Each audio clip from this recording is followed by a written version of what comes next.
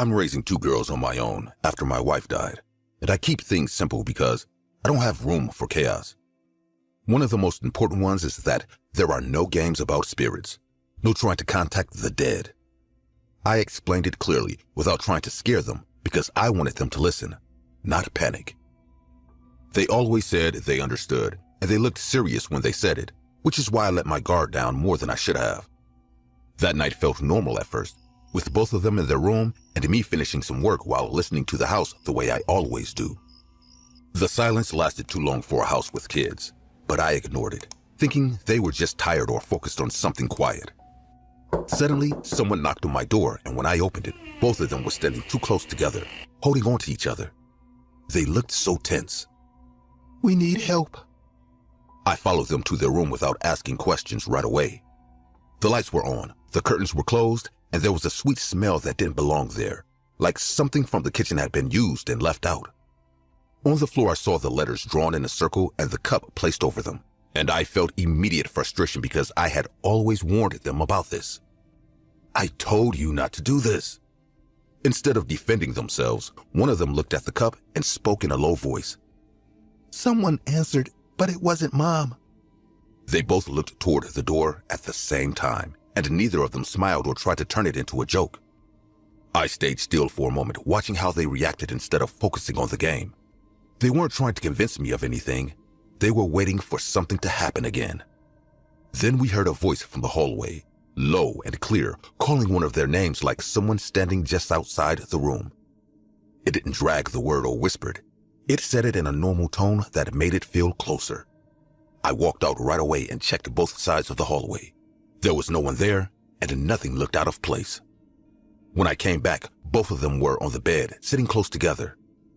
"It does that when we stop." I told them it was probably something from outside or sound they misunderstood.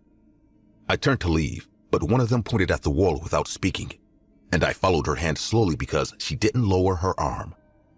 The message wasn't there before. "Come back."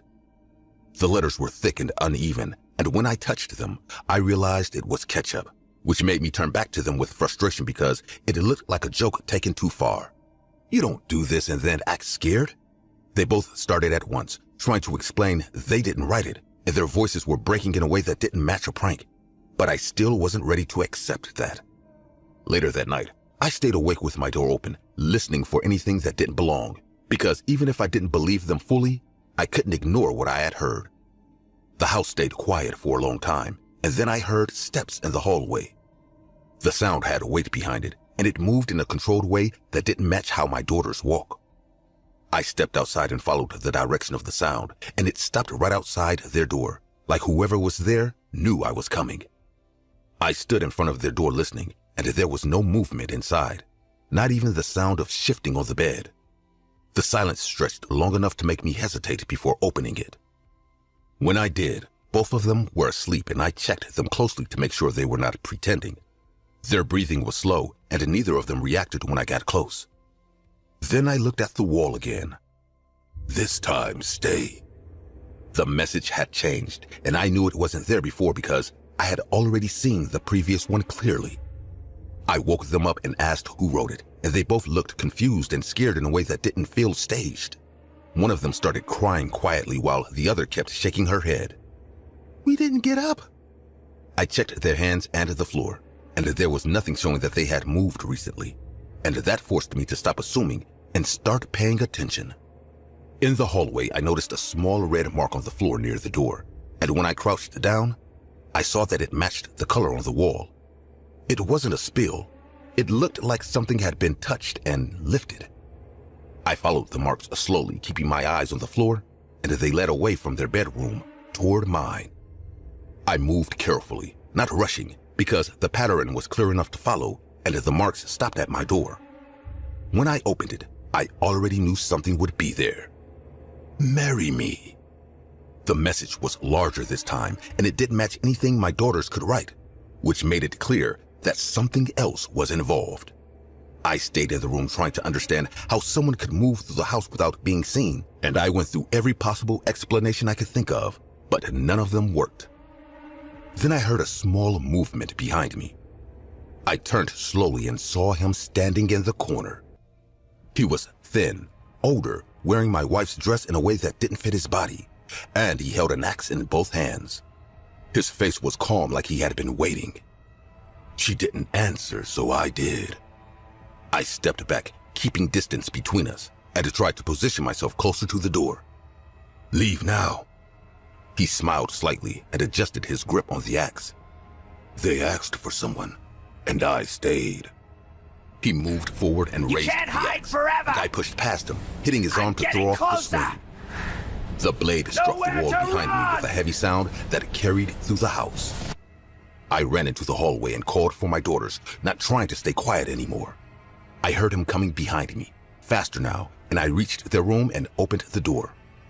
One of them was gone. The other pointed toward the hallway. He took her. I grabbed her arm and pulled her with me. He approached at the end of the hallway holding my other daughter by the arm, and she wasn't fighting him.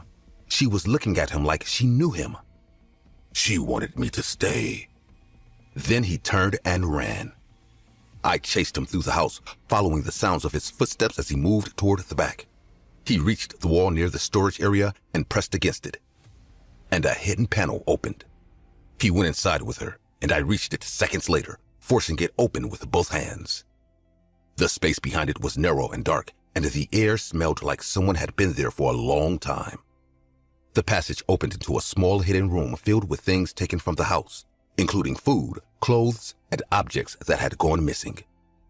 There was another exit, and it was open. I called the police and explained everything as clearly as I could. They arrived quickly and searched the house, the walls, and the area around it.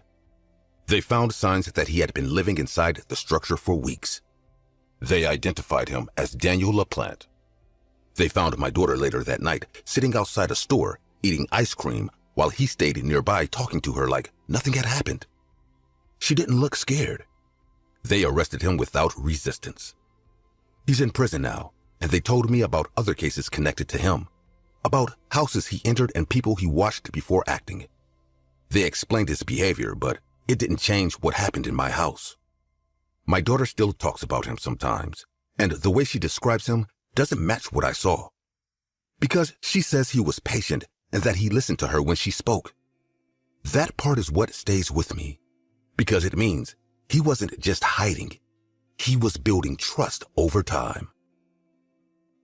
Daniel LaPlante was known for a series of disturbing crimes in the 1980s that combined stalking, home invasion, and psychological manipulation. As a teenager, he secretly lived inside the walls of a family's house, watching them for weeks and moving through hidden spaces without being detected. He used this access to intimidate and control his victims, creating fear through strange messages and appearances.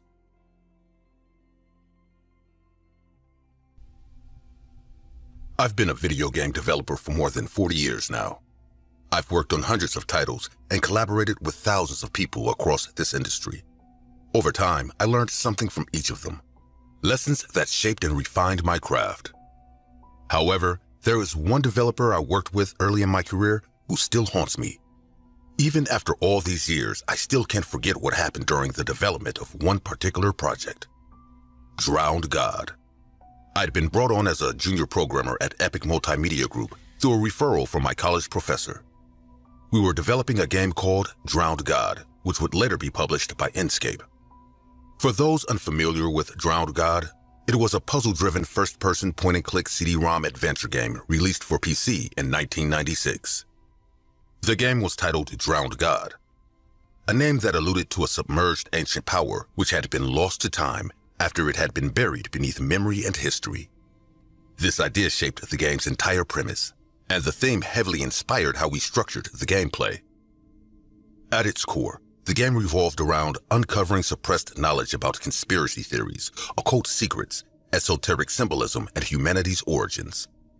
The game was built like a research labyrinth as the story unfolded through exploration and puzzle solving.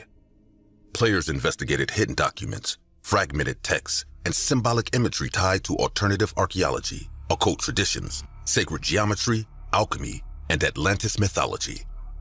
It was niche, strange, and unlike anything else being made at the time. I was also excited to work on the game's ambitious story, which starts out as a simple search for truth before spiraling into a layered conspiracy involving hidden bloodlines, Knights Templar, secret societies, and ancient advanced civilizations. I was one of the few junior developers on the team during the game's development. My job was to assist with engine adjustments, asset integration, puzzle scripting logic, navigation nodes, and trigger events. I was still a wide-eyed newbie at the time, and I remember trying to do my best on the tasks I was assigned while learning as much as I could. As the game's development continued, I grew closer to the team. There were about 86 people working on the game at the time. And while I enjoyed working with every single one of them, there was one person on the team who always felt out of place. His name was Neville Reed, and I will never forget the day I first met him. Neville was a research consultant specializing in conspiracy theories, esoteric symbolism, and occult studies. He'd been brought in to provide research support for the game's esoteric themes, expand upon the conspiracy framework, and ensure thematic consistency. Neville was also a narrative consultant with a programming background, so he was fully integrated into the team as a consultant and developer. I'd never met anyone like him before, and I could already tell there was something different about the new developer. Over the course of the game's development, Neville fleshed out the script's conspiracy theories as well as the game's esoteric and occult themes. He also used his extensive knowledge to provide authentic symbolic references, and he ensured internal consistency in the game's myth structures. I'd initially admired his work ethic and dedication to the game's thematic cohesion, but I eventually became horrified by the morbid lengths he went to deepen the symbolic and occult elements in the game. Neville would often make these strange statements about how every developer working on the game had been given a great task by the Old One. He also told me on several occasions that the Old One spoke to him every day, telling him to spread his message through this video game. I was confused at first, as I had no idea who this Old One was or what he was talking about. But Neville was convinced that the Old One was guiding our hands as we wrote the game's code. It was at this point that I realized that Neville wasn't just a consultant who studied the occult and was familiar with niche conspiracy theories.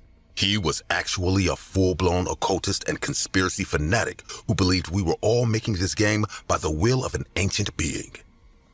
Things only got worse from there as Neville began to put up these disturbing occult items on his desk and around the office. I can still remember how alarmed I was when I saw what it looked like an infant's skull sitting next to his PC on his desk. Neville had claimed that the skull belonged to the Old One's infant son, and he brought it there after the Old One had told him to. He also had these rotting human teeth he had scattered around his desk, which he said belonged to the Old One's mother. He even tried offering them to me, urging me to put them on my desk while I wrote gameplay scripts. I began to avoid Neville, as even though I'd never believed in the occult, I found these items and his behavior extremely disturbing. Things only got worse from there, as in addition to these grotesque items he would bring, I watched Neville cut open his palm with a knife and pour his blood around his keyboard. It really seemed like I was the only one on the team who noticed Neville's strange behaviors, and while I was extremely uncomfortable with it, I couldn't really complain as a junior developer. I told myself that I would just ignore his unusual antics and distance myself from him. But unfortunately, that didn't work, as Neville had now taken a weird interest in me. He would follow me around the office, asking me if I was free after work and if I would like to join his organization and their mission. I always politely declined as I told him I was only interested in making games and my career as a developer, but he was incessant. It didn't matter how many times I declined his invitation, Neville wasn't taking no for an answer. Things got so bad that I caught him following me home, so I decided to confront him. I told him that if he didn't leave me alone, I would go to the police and tell them that he had been harassing and stalking me. I also told him that the only reason I hadn't said anything at work was that I was a junior developer and I didn't want to cause any trouble during my first job, but I assured him that I would tell everyone if his harassment didn't stop. My threats to go to the police and tell the other developers what he'd been doing had worked, and Neville left me alone for some time. However, while I thought the bizarre situation with Neville was finally over, the worst was yet to come. During the weeks leading up to the game's release, I would spend late nights at work going over a few final details for the game's release. However, on one of these late nights, I heard strange noises from outside at around 1 a.m. Everyone had gone home and I was the only one left, so I was startled by the noises and went to check them out. I could feel my heart racing in my chest as 7 hooded figures were now outside. They were surrounding an unreleased copy of Drowned God, muttering words in a language I didn't understand. After a couple of minutes, one of the hooded individuals took off his hood and my heart dropped to my stomach as I recognized Neville. He gestured to his right as he uttered the words, "It's time." And the 2 of the hooded individuals went to a nearby truck and brought out a struggling ram. They brought the animal to the circle and Neville revealed a knife. I could hear the ram's muffled screams as they put a muzzle on its mouth to silence its cries. With no hesitation, Neville slit the ram's throat over the CD, and they praised the old one as the animal bled out, dying on the floor. Then they dipped their fingers into the animal's neck and rubbed the blood on their faces as they thanked the old one. I felt like I was frozen in place, as even though I wanted to run, my feet stayed motionless. Once the ram stopped moving, Neville raised his hand and said, "Save your praises, brothers. There is still one more sacrifice for tonight." He then took a long pause before revealing what the second sacrifice was saying. "The old one has asked for young blood, so just like the ram that served as an appetizer for God, we must also slit the throat of a young man whom I've asked to join our ranks. He refused and even went as far as to threaten me. This man has spat on the gift I offered, and he must understand what that means. I've been monitoring his movements in secret, and I know he's been working late for the past week. So we bring him here, slit his throat over the ram for the ritual to be complete. Do not hesitate, brothers, for tonight the old one will drink the blood he craves, and he will know the taste of a developer's passion." I can't find the words to describe the fear I was gripped by in that instant, and I felt like my adrenaline kicked in as I ran for my life. Neville had noticed me bolting, and I heard him scream, "Stop!" But I didn't. I ran as far as my legs could carry me. I didn't stop until I reached my house and locked my doors. My heart was still racing in my chest, and I couldn't sleep that night. Even though I was terrified, I told myself that this was the final straw, and I planned on going to the police after I told the other developers what Neville had planned on doing. However, when I got to work the next day, Neville was gone. There were also no traces of the gruesome rituals he'd carried out the night before, and I didn't even see a single drop of blood from where the ram had bled out. It was at this point that I felt like I was losing my mind, as I wondered if what I saw actually happened or if I'd hallucinated the whole thing.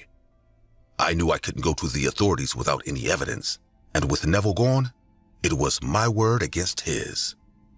I felt so defeated that I asked to leave the team before the game's launch, and it took me a while before I began developing again.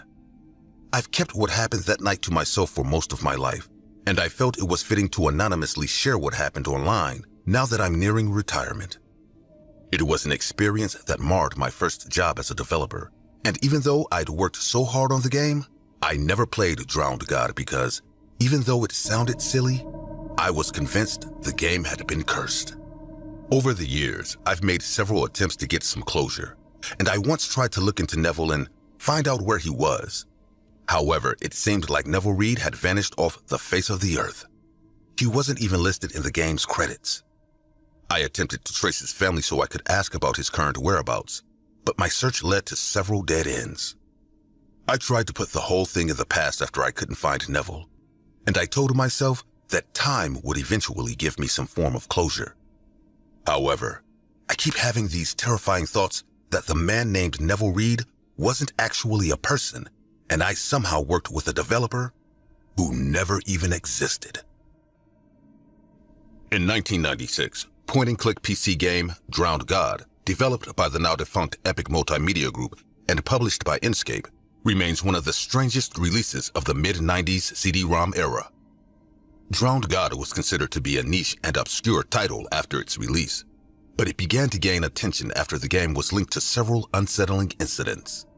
One of these incidents was shared by an anonymous developer who claimed to have worked on the game and witnessed occultic rituals during the game's development. There was also a widespread notion that the video game was cursed after a small number of anonymous players reported feeling nauseous, passing out, or going into shock after loading up the game. Despite the many disturbing reports that were associated with Drowned God, none of these incidents have ever been confirmed. It's been extremely difficult to confirm any of these reports, as they still remain anonymous, leading many to believe that these incidents are all bogus or fictional. There were also no prevalent reports of players going into shock or passing out after the game's release in 1996. The game's creator, Richard Horne, who is often referred to by his pen name Harry Horse, brought Drowned God to life with the game's co-creator, Alistair Graham, and there were no confirmed reports of any programmers performing occultic rituals during the game's development. Furthermore, there were also no records of a consultant with a programming background among the remaining 83 individuals who worked on the game in the mid-90s. However, there is still a majority of people who believed Drowned God is a cursed video game. While most of these theories have remained speculative, there are several gamers who are convinced that the horrific 2007 tragedy, where the game's creator, Richard Horne, brutally murdered his wife before committing suicide, is connected to the supposed occultic rituals that were revealed in the anonymous developer's story. Several investigations into these claims revealed that there is no proof that someone carried out these occultic rituals in 1996. However, despite the lack of conclusive evidence, some people remain convinced that Drowned God is one of the many cursed video games in circulation, causing terror to any unfortunate individual who decides to play the game.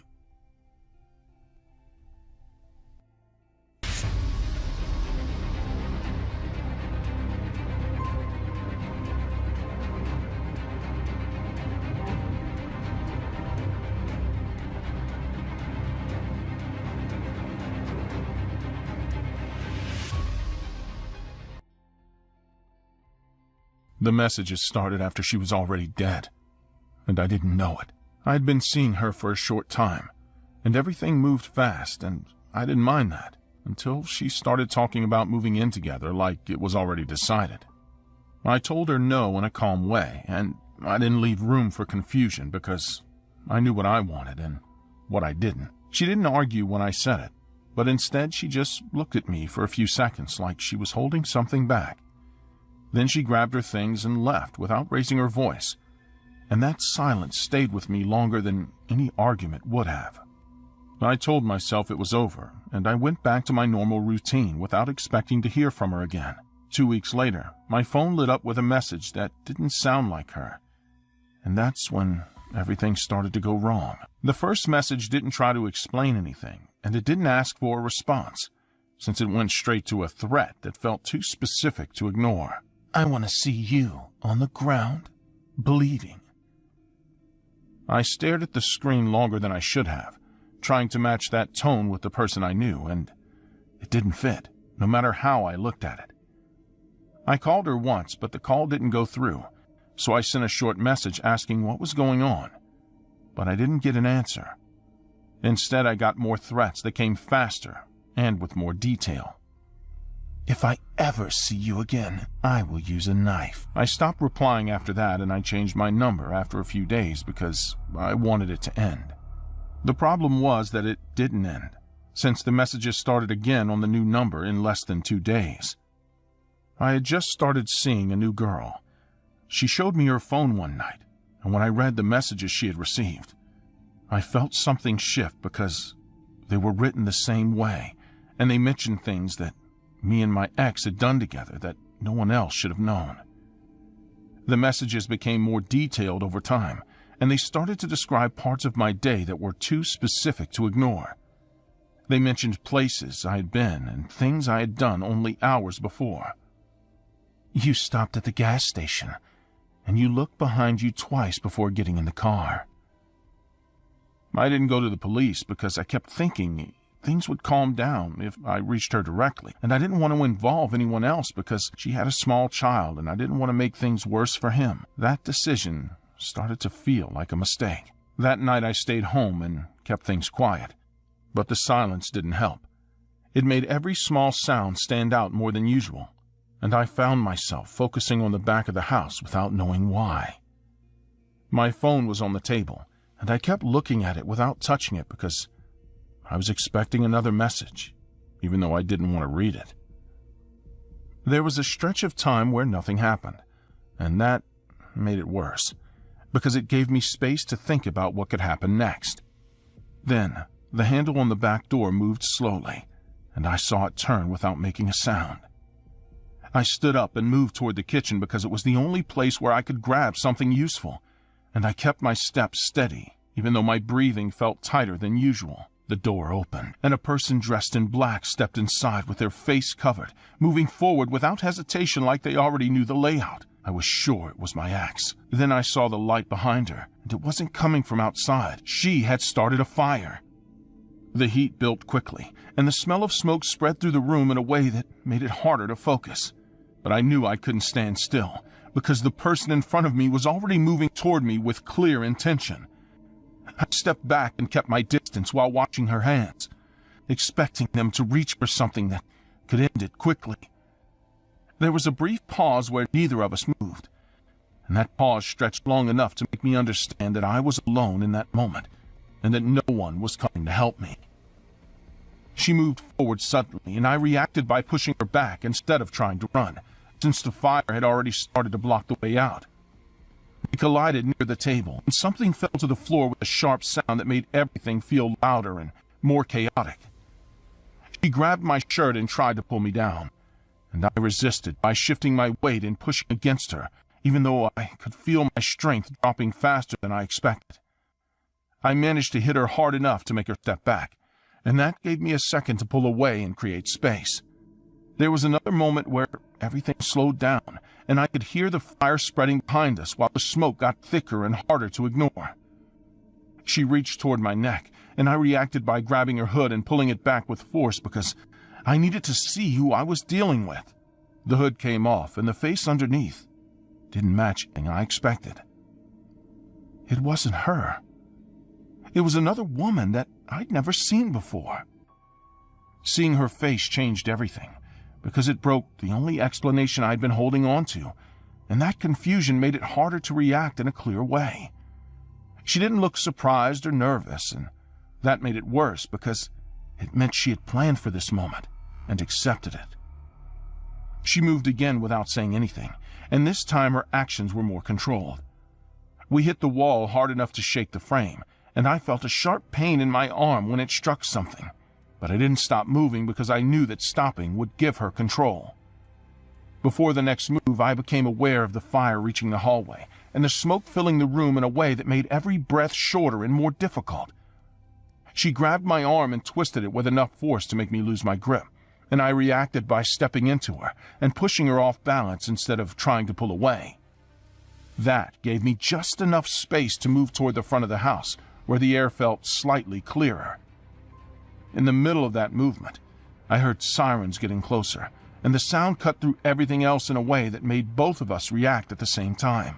She turned and ran toward the back, trying to escape before anyone arrived, while I stayed near the front because I didn't trust my body to hold up if I tried to follow her. At the station, I answered as clearly as I could, even though the situation didn't make sense anymore. They asked me about her, about the messages, and about the timeline, and I explained it all the same way I'd lived it. There was a pause where the officer across from me stopped writing and looked at me in a way that made it clear something wasn't right, and that moment made it harder to stay calm because I knew the answer wouldn't fix anything. He told me she had been found weeks ago, and that she already had been confirmed dead before the messages started, which didn't match anything I had experienced. I tried to correct him at first, but he already knew the timeline, and that made it clear that the problem wasn't a mistake. The woman they arrested had her phone, her accounts, and access to her identity, and she had been using all of it to contact me and track me without raising suspicion.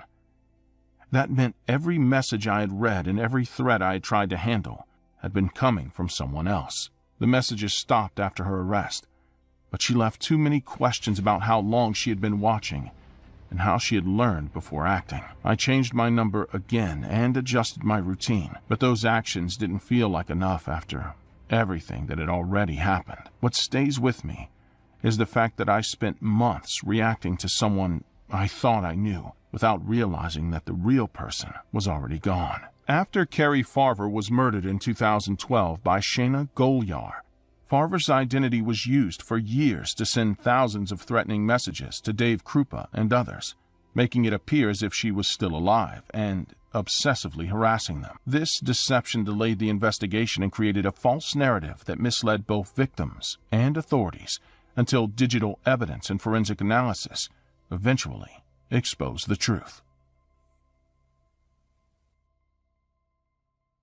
I grew up in a very conservative household. My mother was a strict woman who hated almost everything, but what she despised most were video games. I can still remember the look of disgust on her face whenever she yelled the words, "Stop playing those cursed video games, Ellie. They'll rot your brain." This wasn't an uncommon belief among parents in the 90s, and my mother, who already distrusted most forms of entertainment, was certain that video games were created by demons to corrupt the minds of children. She always took every opportunity she had to remind me that the video games I enjoyed playing were the tools of the devil, used to poison young minds and pull them away from God. But I never listened. My uncle was a PC game collector, and he shared his love for video games with me from a very young age. The weekends I spent at his house playing the latest titles he'd picked up from his PC were the highlight of my childhood. Video games felt like an escape for me back then, as they were the only ways I could vent and forget my overbearing mother. However, my love for video games eventually led me down a very morbid path when I turned 12, as I realized that there may have been some truth to my mother's warnings. While I didn't know it at the time, one of the cursed video games I loved playing ended up rotting my brain just like my mother had said. I kept telling myself that I was just a kid, but that's no excuse for the unspeakable things I did. I never could have imagined that playing a simple game could significantly alter my brain chemistry and drastically change the trajectory of my life. It all happened after my 12th birthday party. I was spending the weekend at my Uncle Hank's place, and I was so excited to check out the new games he'd bought. I remember bolting to his monitor as soon as I arrived, and I went on to play through some of the new games in his collection, like Jazz Jackrabbit, Myst, and SimCity 2000. After sifting through his new titles, I revisited some of my favorite games as I looked up King's Quest VII and the Sonic & Knuckles collection. The hours flew by, and it wasn't long before it got dark outside. My uncle made spaghetti and garlic bread for dinner that night, which was my favorite meal at the time. We then ate some cookies and ice cream for dessert while we watched my favorite movie, Clueless. I thanked my uncle for dinner once the movie was over and for making my birthday weekend so special. But that's when he told me he had one final surprise before I went to bed. I can still remember how excited I was when my uncle gifted me his old PC with a ribbon on it. The PC had already been set up on a small desk in the corner of the room. He told me he'd gotten a new system and didn't want the old one to go to waste, so he thought it would make a perfect gift. I gave my uncle a hug and thanked him for everything again before going to bed, but I couldn't sleep that night. I kept thinking about the gift I'd just received, and I was so grateful to finally have my own PC that I could use to play video games whenever I wanted. I snuck out of my room late that night and spent a couple of hours playing King's Quest VII until I felt sleepy. Before going to bed, I took a little detour as I snuck into the basement where my uncle kept his PC game collection, and I made my way to a tall wooden cabinet with a glass door at the back of the room. My uncle had plastered a silly sticker on the locked cabinet door that read, "No Ellies allowed," as he always used to tell me I could play every game in his collection except the ones behind this glass door. My uncle was a responsible man, and he constantly made sure I was never exposed to any M-rated games that I wasn't supposed to be playing. However, it felt like the games in the large cabinet were calling out to me whenever I visited my uncle, and I was an extremely curious 12-year-old. I'd always seen where he used to hide the keys that opened the case, and even though I felt bad for breaking my uncle's trust, I opened the case and picked a game. There were several titles locked away behind the glass door. I remember seeing games like Phantasmagoria, Dark Seed 2, I Have No Mouth, and I Must Scream, and The Seventh Guest. But out of the many CD-ROMs in the cabinet, there was one particular title that stood out to me. This game was called Harvester, and I was weirdly drawn to its box. The game's cover art depicted a hooded man who had soulless eyes and was holding a sheath. The game's title, Harvester, was printed in jagged dark crimson letters across the box's cover. 3 discs were stacked neatly inside. I didn't know why, but it felt like they were speaking to me, asking me to play them. After locking the cabinet behind me, I slid disc 1 into the CD-ROM drive and pushed the tray closed. After the opening sequence played out, I took control of the game's titular character, Stephen Mason.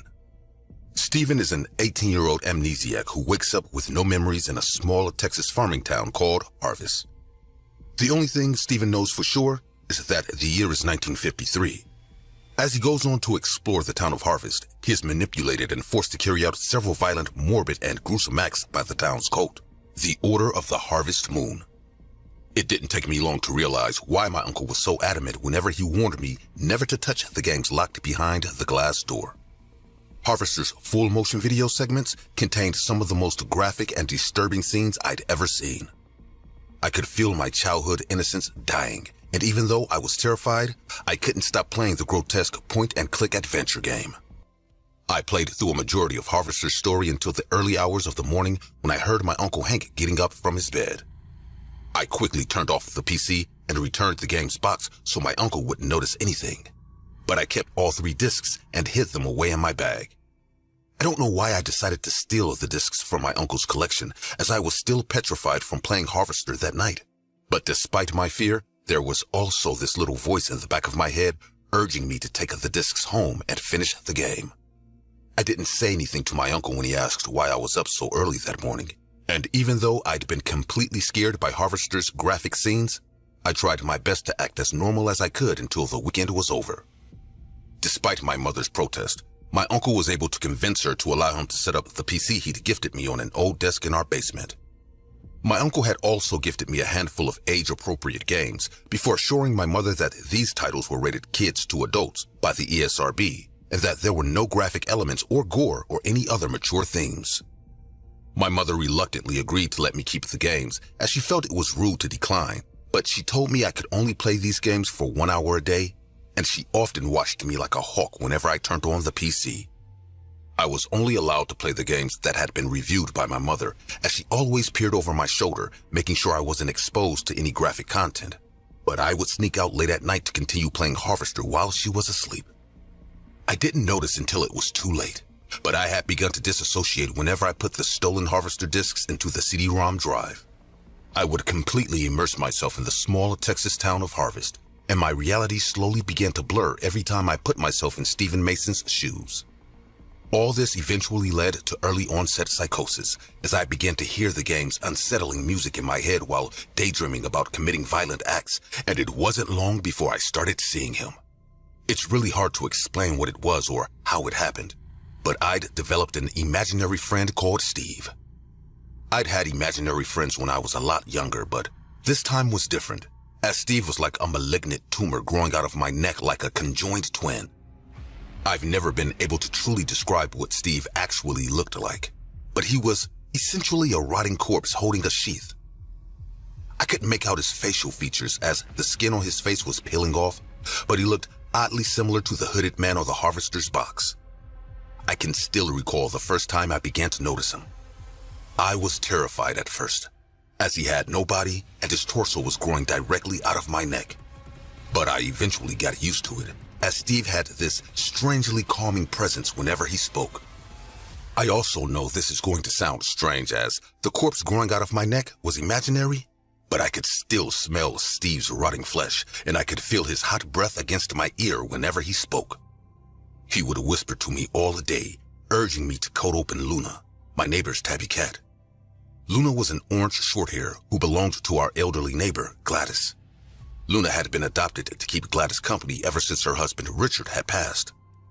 I loved Luna, and I always brought her some food when Gladys wasn't home. But Steve urged me to cut off her paw so I could bury it in my backyard and wait for the harvest. I didn't know what this meant and tried to ignore him at first, but he was insistent. So one Saturday, I took my father's machete and lured Luna into my backyard. Following Steve's order, I mutilated the cat and took its paw. I then buried its corpse and buried its paw in a shallow hole that I would water every day. My memories from this period are all fragmented, since I would often disassociate to carry out these heinous acts.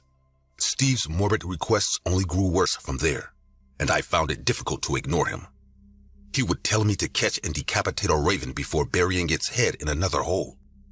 It was gruesome work, but I did what I was told. He then told me to poison the stray dog in the park and sever its tail. So I snuck out one evening, killed the dog, and took off its tail.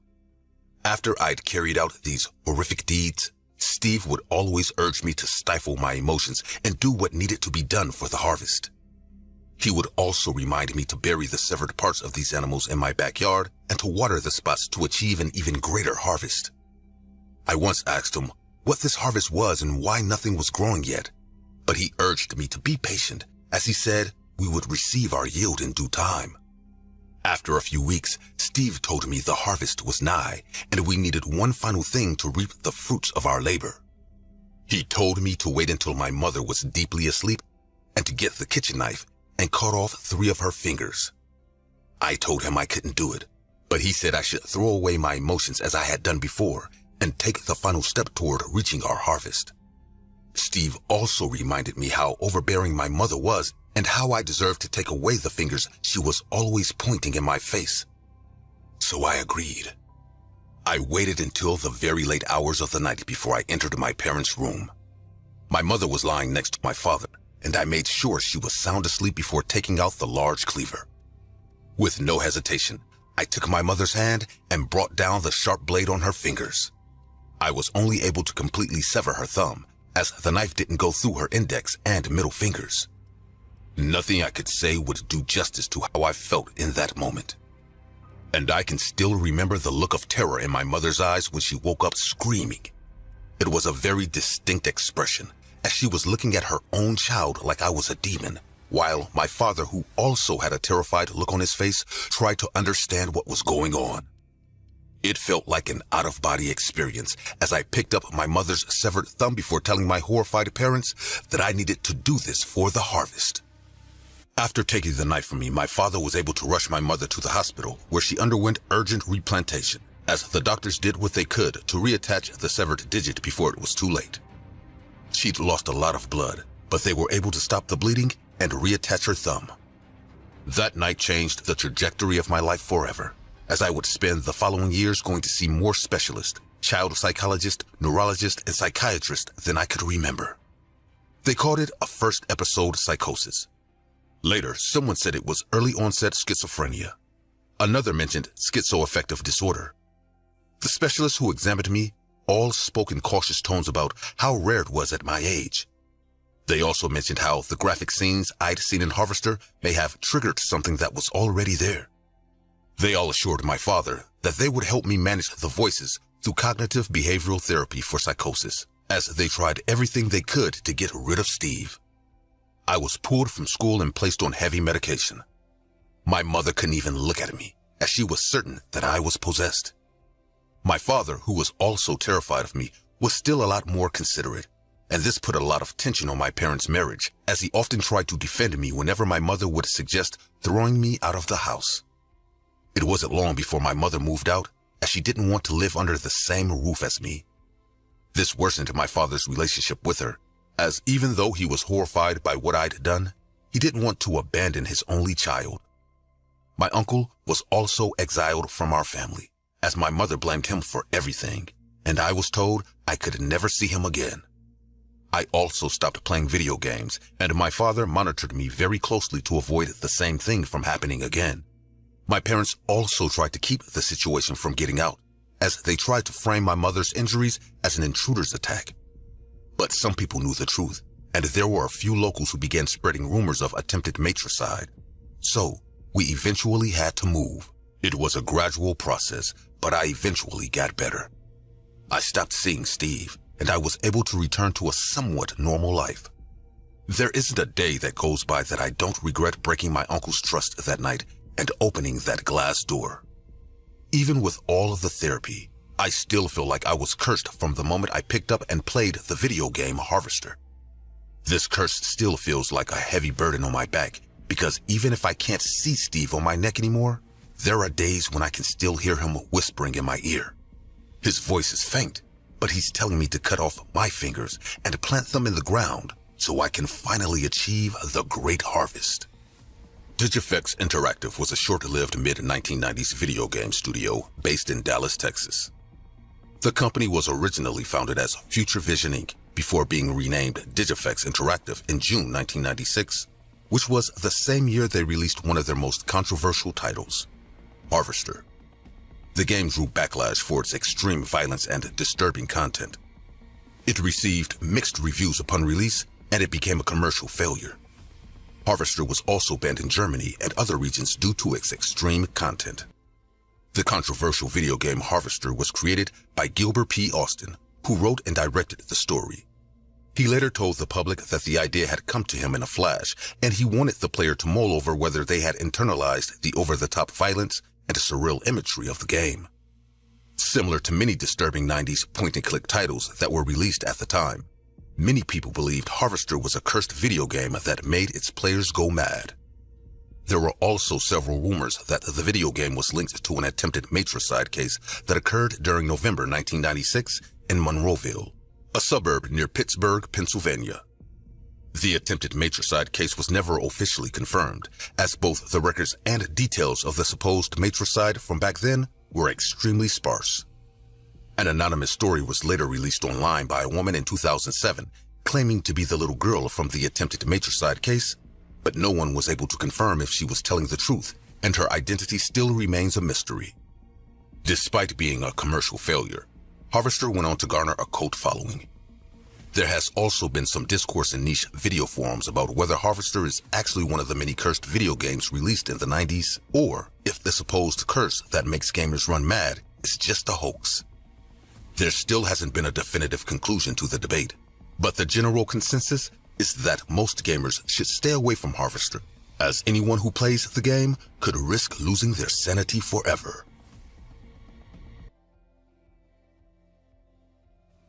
I suddenly woke up at 4 a.m.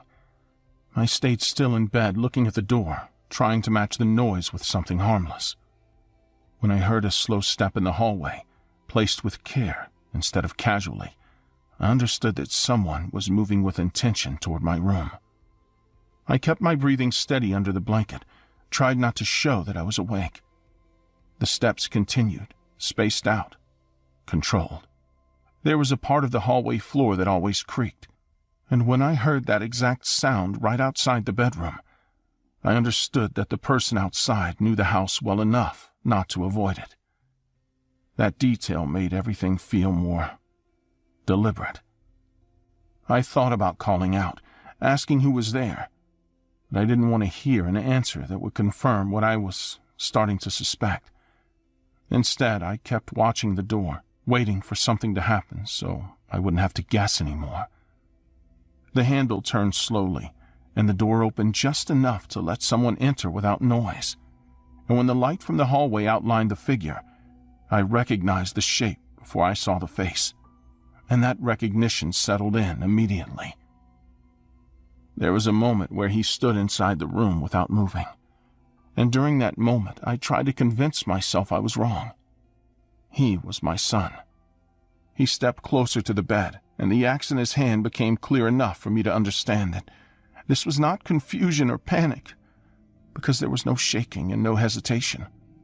I tried to sit up and ask him what he was doing, but he didn't give me time. He raised the axe and brought it down on my head with full force, and the impact felt like everything inside my skull shifted at once.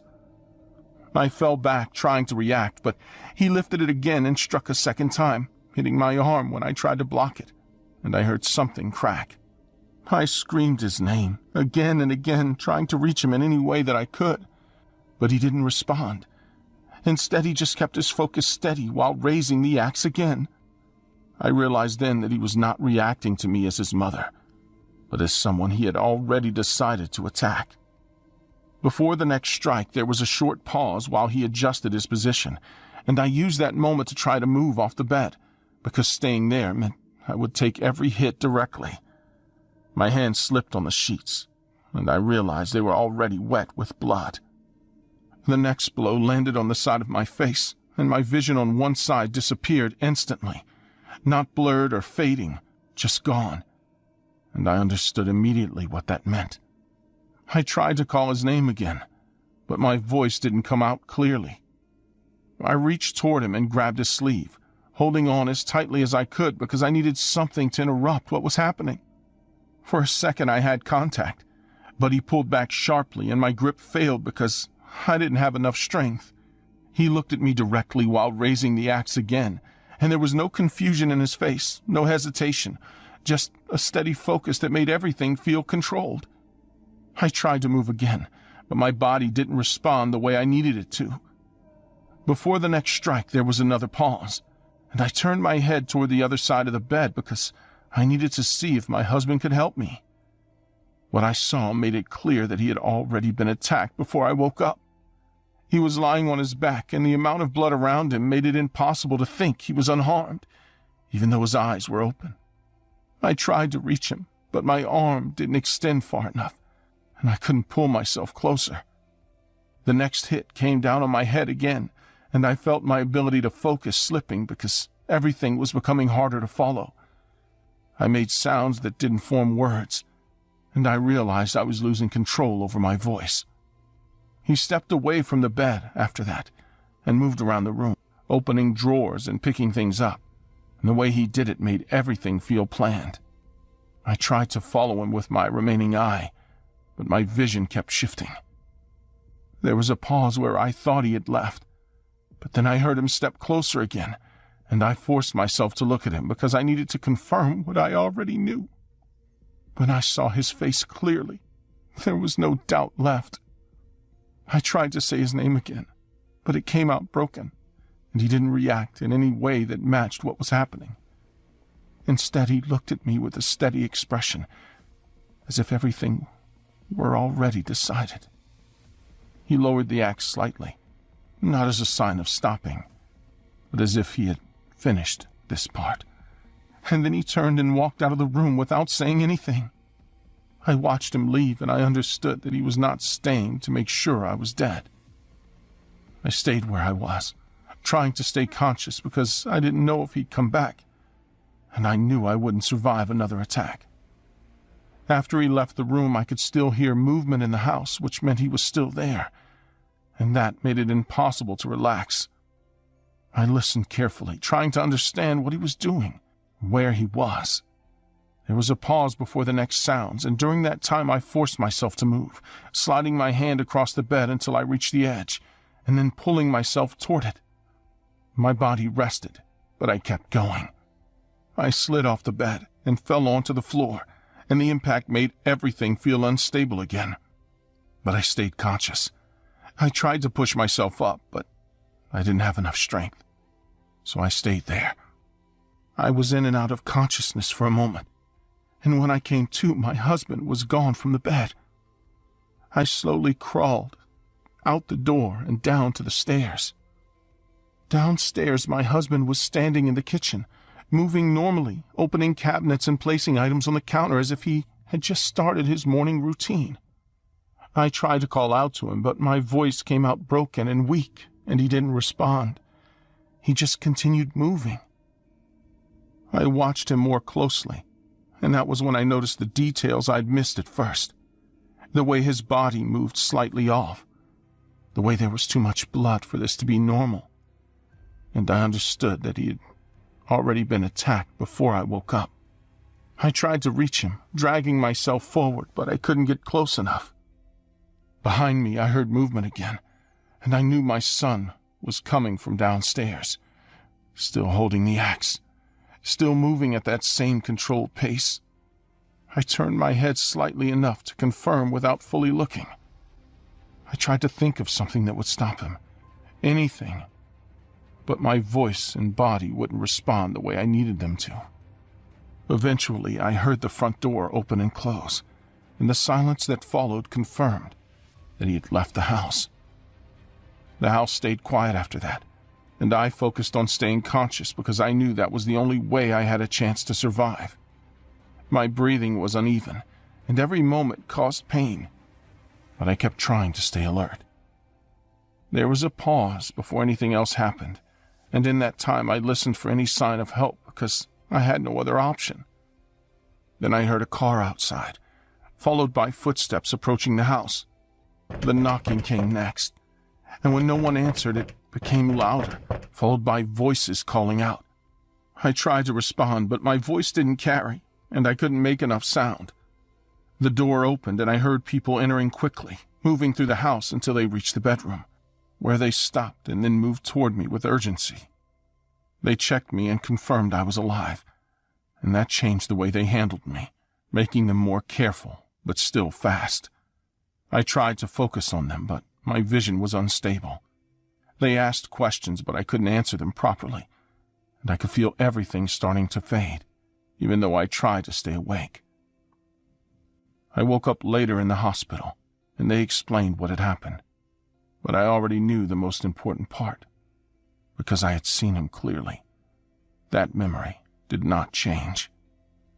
They told me my husband had actually been alive after the attack, but that he didn't make it.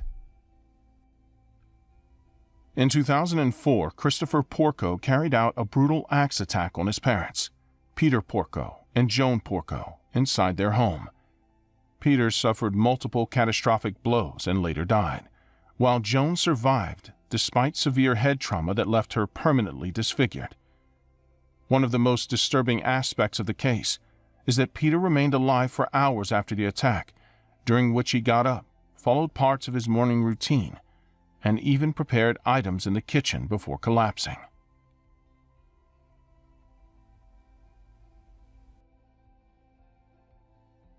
I was not the kind of person who checked phones or tracked movements, but his behavior changed slowly. He stopped explaining where he went. He started taking calls outside, and he avoided simple conversations like they were a problem he did not want to deal with. Instead of confronting him, I decided to watch and gather details. I needed something solid that I could trust. I started writing down times and places, and I built a routine around his routine without telling anyone what I was doing. By the time I realized how far I had gone, I was already following him across the city, trying to confirm something I could no longer ignore. He always left early on Thursdays, and the pattern never changed. I needed to follow him more than once to understand what he was hiding. The first time I followed him, I stayed back and watched him enter an area that did not match anything he had ever mentioned, and I did not get close enough to see what he actually did. I told myself I needed to be more prepared next time. The second time, I arrived earlier and parked far enough away to avoid being seen, because I needed a clear view without putting myself in danger too quickly. But what I saw forced me to rethink everything in a way I was not ready for. I stayed in the car and waited, because moving too soon would have made it harder to understand what was happening, and I needed to see enough to make a decision I would not regret later. I kept my eyes on the street and stayed still inside the car because I needed to be sure I was not missing anything important before acting. The place was too quiet, and that made every small movement easier to notice.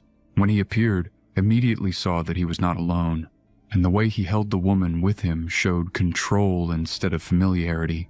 She tried to slow down and pull back, but he tightened his grip and forced her forward in a way that made it clear she was not there by choice.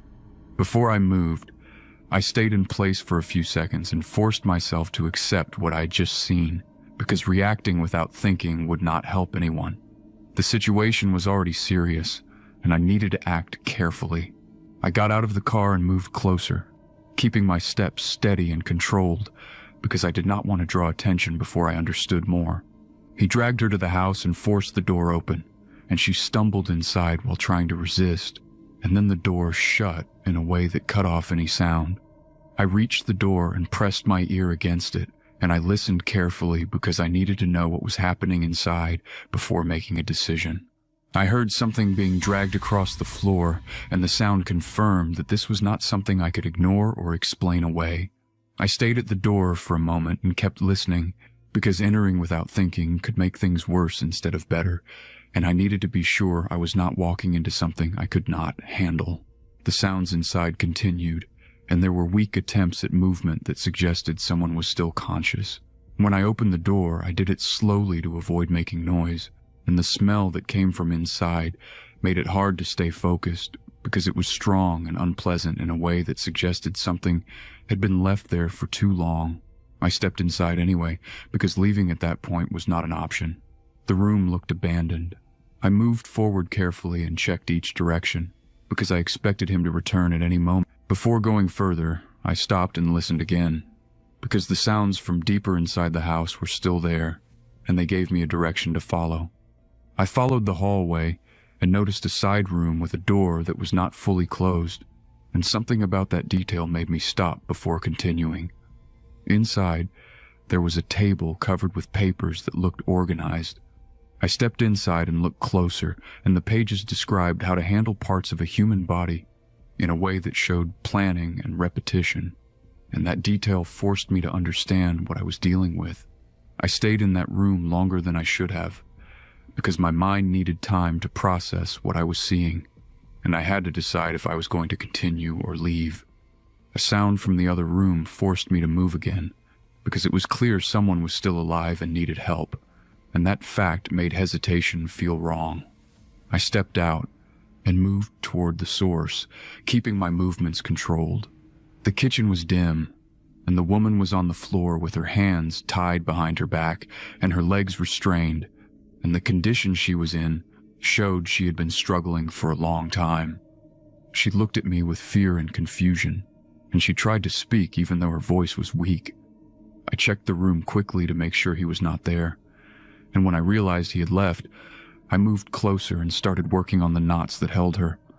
The rope was tight and difficult to undo, and it required steady effort to loosen without making noise.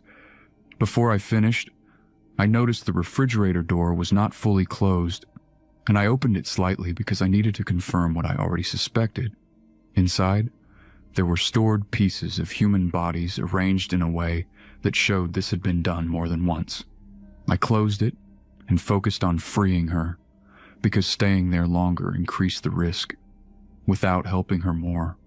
When the rope came loose, I helped her sit up and tried to get her steady enough to move. Before we moved, I stopped and listened, because I needed to be sure we were not walking into him without warning, and the silence made it hard to judge how much time we had. I supported her as we started moving, because she could not walk on her own. We reached the hallway slowly, and each step felt louder than it should, because the house carried sound in a way that made it easy to imagine it reaching the front door. When we were halfway there, we heard a car door close outside, and that confirmed he had returned. I had to decide quickly, and I pulled her into the side room with the table, because it was the closest place that offered any cover. We stayed still as he entered the house, and his footsteps moved through the rooms with a steady pace that showed he was not rushing. He stopped outside the door where we were hiding, and the handle moved slightly as if he was testing it, and that moment forced me to hold her in place to prevent any movement. The pause lasted long enough to feel deliberate, and then he moved away toward the kitchen. I used that moment to act, because waiting longer would only increase the risk, and I opened the door and moved quickly toward the exit while supporting her. We did not try to stay quiet anymore because speed mattered more. We reached the front door and got outside, and I guided her to the car while trying to keep control. When I looked back, he was standing in the doorway watching us. The police confirmed everything we found. The house contained clear evidence of what had been happening, and there was no way to explain it as anything else. The setup showed planning, and it showed that this had been going on for a long time. He was gone by the time they arrived, and the search that followed did not find him, which meant he had time to leave before anyone could stop him. I had to explain my life with him in detail, and that process made me realize how much I had ignored without understanding what it meant. The signs were there, but they did not form a clear picture until it was too late. And as for the woman, she survived. We did not stay in contact, but knowing she was alive made it easier to accept what happened. Alexander Spasivtsev was a serial killer who lured young women and girls into his apartment, where he kept them captive, tortured them, and eventually killed them. He practiced cannibalism, cooking and eating parts of their bodies while continuing to bring in new victims. He was eventually arrested after one victim managed to escape and alert authorities. The night shift customer who would not leave. I took the night shift because I needed the money and nobody else wanted to work those hours. Midnight to 8 in the morning at a gas station on the edge of town where the highway met empty fields and the only customers were truckers passing through or people too desperate or too drunk to wait until morning. My manager told me it was easy money. Just ring up cigarettes and coffee, keep the floors clean, restock shelves when it was quiet. She said nothing ever happened during the night shift. She was wrong. It was a Tuesday in July, around 2 in the morning, when he first walked in. The bell above the door chimed and I looked up from the magazine I was pretending to read. He was tall, maybe 6 foot, wearing a dark jacket, even though it was summer and the heat outside was still thick and heavy. He didn't look at me right away. He walked slowly down the aisles, picking up items and putting them back. Not like someone shopping, but like someone killing time. I watched him on the security monitor behind the counter. Something about the way he moved made my stomach tighten. He came to the register with a pack of gum. I scanned it and told him the price. He paid in cash, exact change. And when he handed me the money, our fingers touched and his skin was cold. He looked at me then, really looked at me, and his eyes were flat and empty in a way that made me want to step back. But I was behind the counter and there was nowhere to go. He smiled, but it didn't reach his eyes. "You are here alone," he said. It was not a question. I nodded, trying to keep my face neutral, trying not to show that his words had sent ice through my chest. He took his gum and left. I thought that was the end of it. I went back to my magazine, tried to focus on the words, but my hands were shaking. 10 minutes later, the bell chimed again. I looked up, and it was him.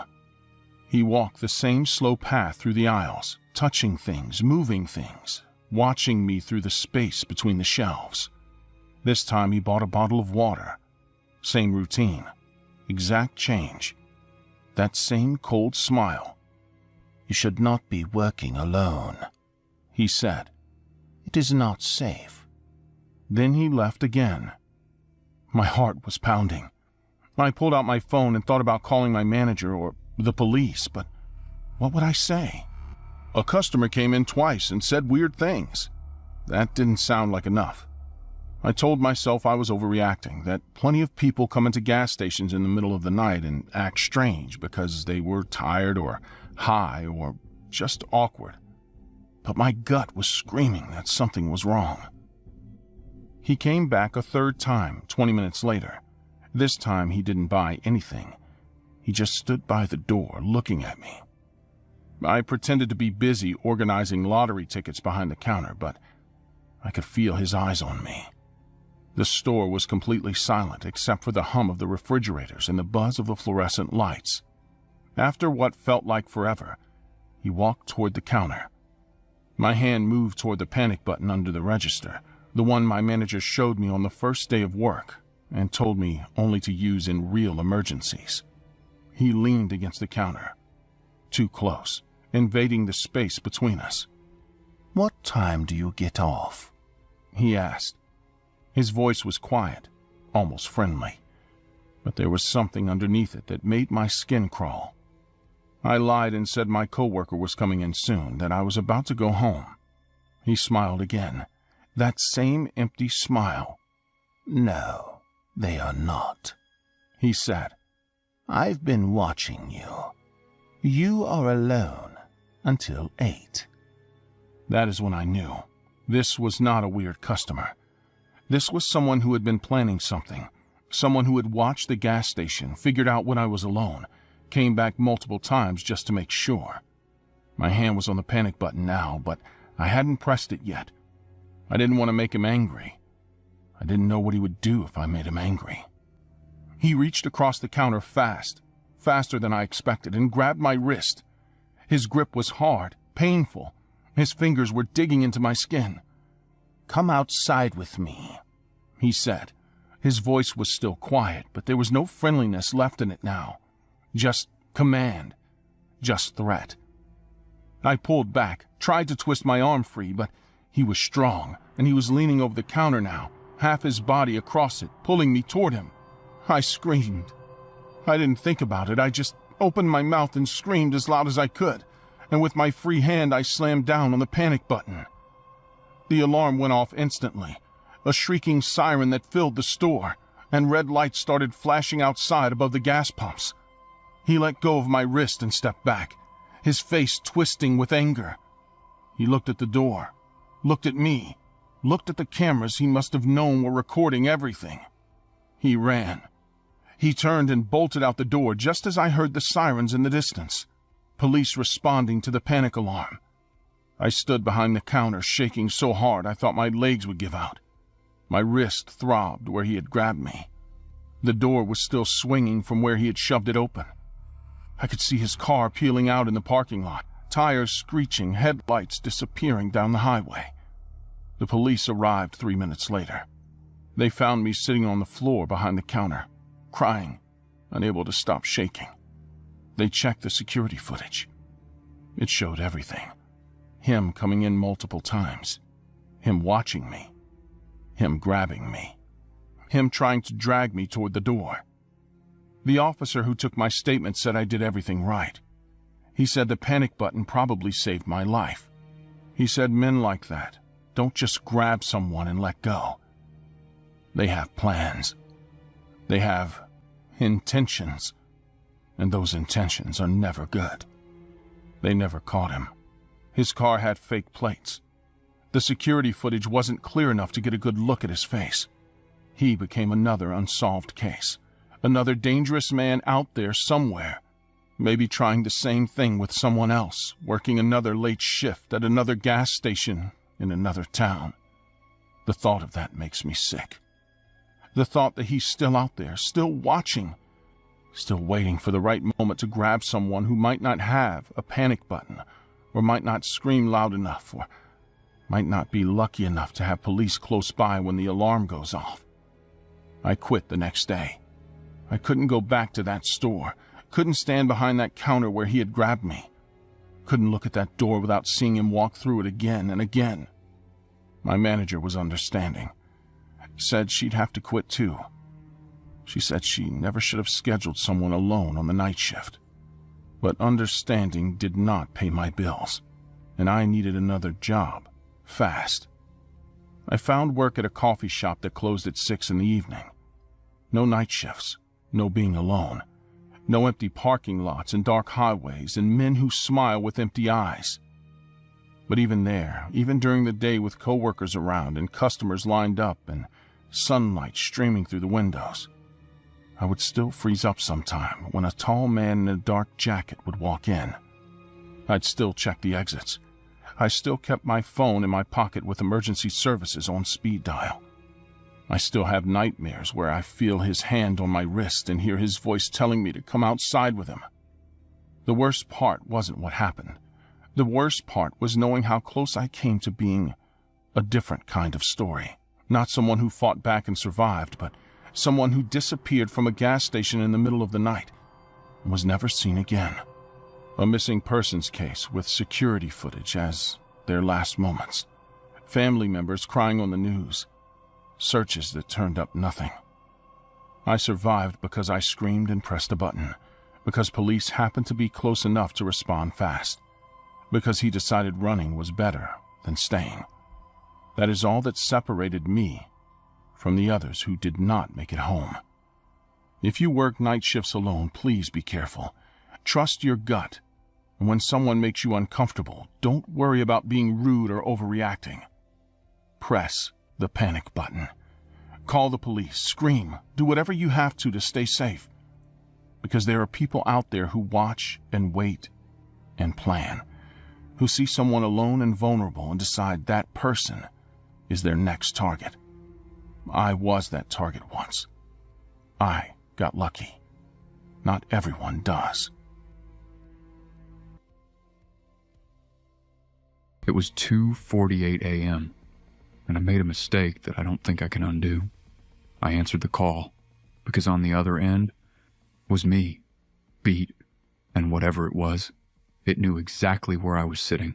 Full cinematic horror narration, 7 to 8 minutes. I don't use my real name online anymore. But for this story, you can call me Ryan, because if I told you my real name, there's a chance you might get the next call. Soft breathing. 3 months ago, I took a freelance job. $500. All I had to do was sell my voice, glitch hum. They sent me a link. The website was clean, almost empty. No logo, no company name. Just one sentence. We build voices that never die. At the time, I thought it sounded cool. Now, it feels like a warning I should have listened to. The job was simple. Record 200 sentences, different emotions, happy, angry, scared, upload the files, get paid. But the sentences weren't normal. They felt targeted. I can see you. Don't answer the phone. They're already inside. At one point, I actually stopped recording and said out loud, "What is this even for?" But I needed the money. So I finished it, uploaded everything, and within 24 hours, I got paid. No follow-up, no questions, nothing. I thought that was the end of it. Until 2 weeks later.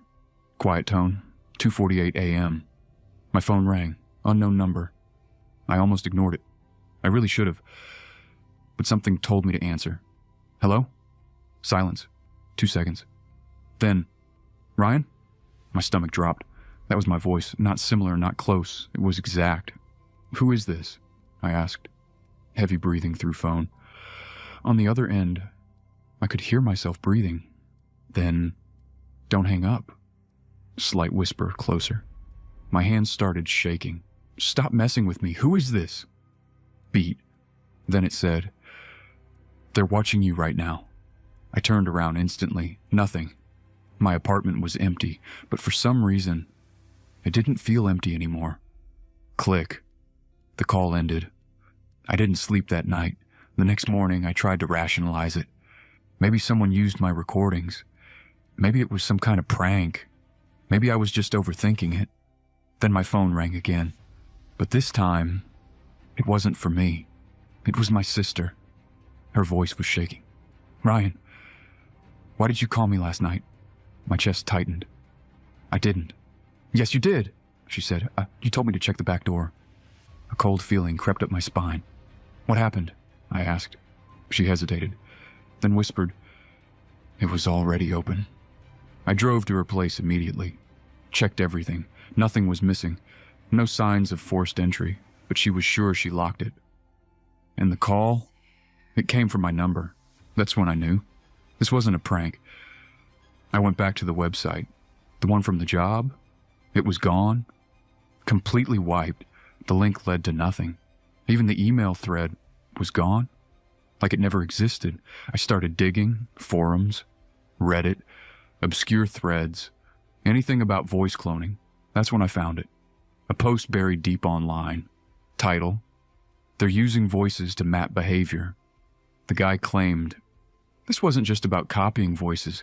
They were training AI to become people, to predict reactions, to simulate real conversations, to manipulate. And for that, they didn't need actors. They needed subjects. I wanted to believe it was fake until I found the folder. It was on my laptop, a folder I never created, named /RYAN_MODEL_V2/ my hands went cold. I opened it. Inside were hundreds of audio files, each labeled with timestamps. I clicked one. It was me. My voice, but I had never said those words. "Your door isn't locked." "Turn around." "Don't trust her." I felt sick. Then I saw the last file, dated tomorrow. I shouldn't have opened it, but I did. Silence. 3 seconds. Footsteps. Slow. Getting closer. And then, my voice, panicked, breathing hard. I messed up. I shouldn't have taken that job. Then another voice, not mine. Close. Whispering. Too late. A loud crash. File ends. I slam my laptop shut. That was yesterday. Right now. I'm sitting in my apartment. Doors locked. Lights on. Phone in my hand. Because 5 minutes ago, I got a notification. Unknown caller. Voicemail received. I haven't listened to it yet, but the transcription already came through. It says, "Ryan, don't open the door." 2-second pause. "And the thing is, my door is locked, so tell me, very slow tone. Why, soft metallic sound cue, did the handle, start turning sound, just move? From the inside? He stalked me for the past 11 years and locked me in a bunker, inspired by his favorite TV show, You. I was 20 years old at the time, and I was studying social work. Part of my routine included a small religious group where people met twice a week to talk about their lives, and that is where I met him. He was quiet, always sitting across from me, listening more than speaking.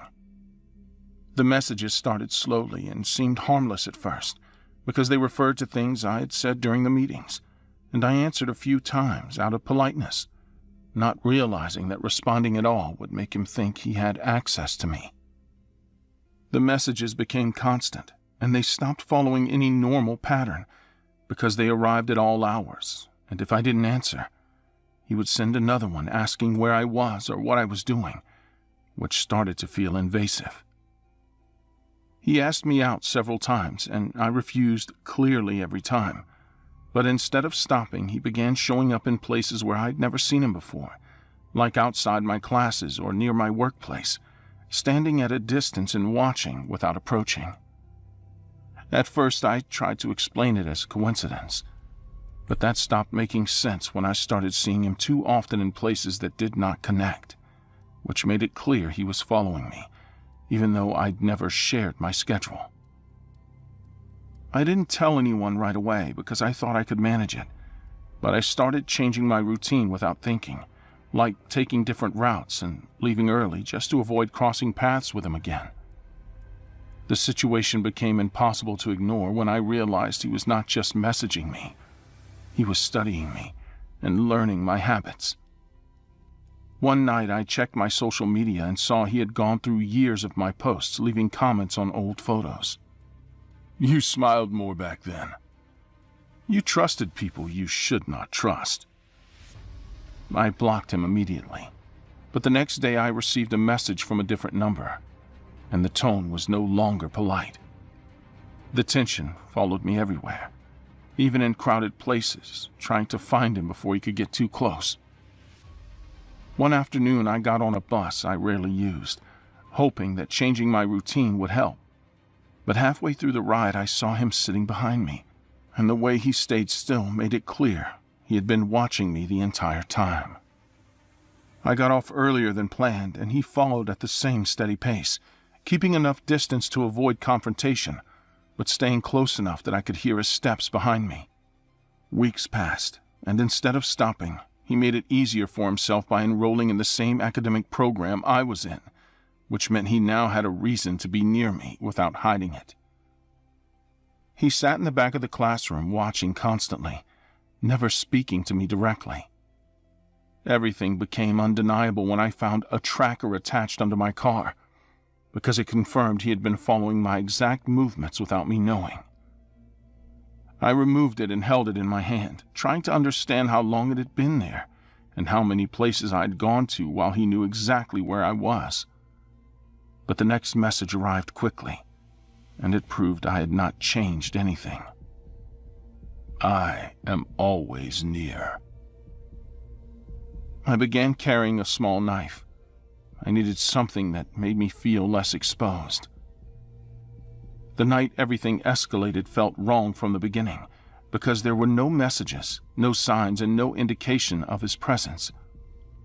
I checked the locks multiple times and kept the lights on, trying to reduce the number of blind spots, and I stayed awake longer than usual because I didn't trust the quiet.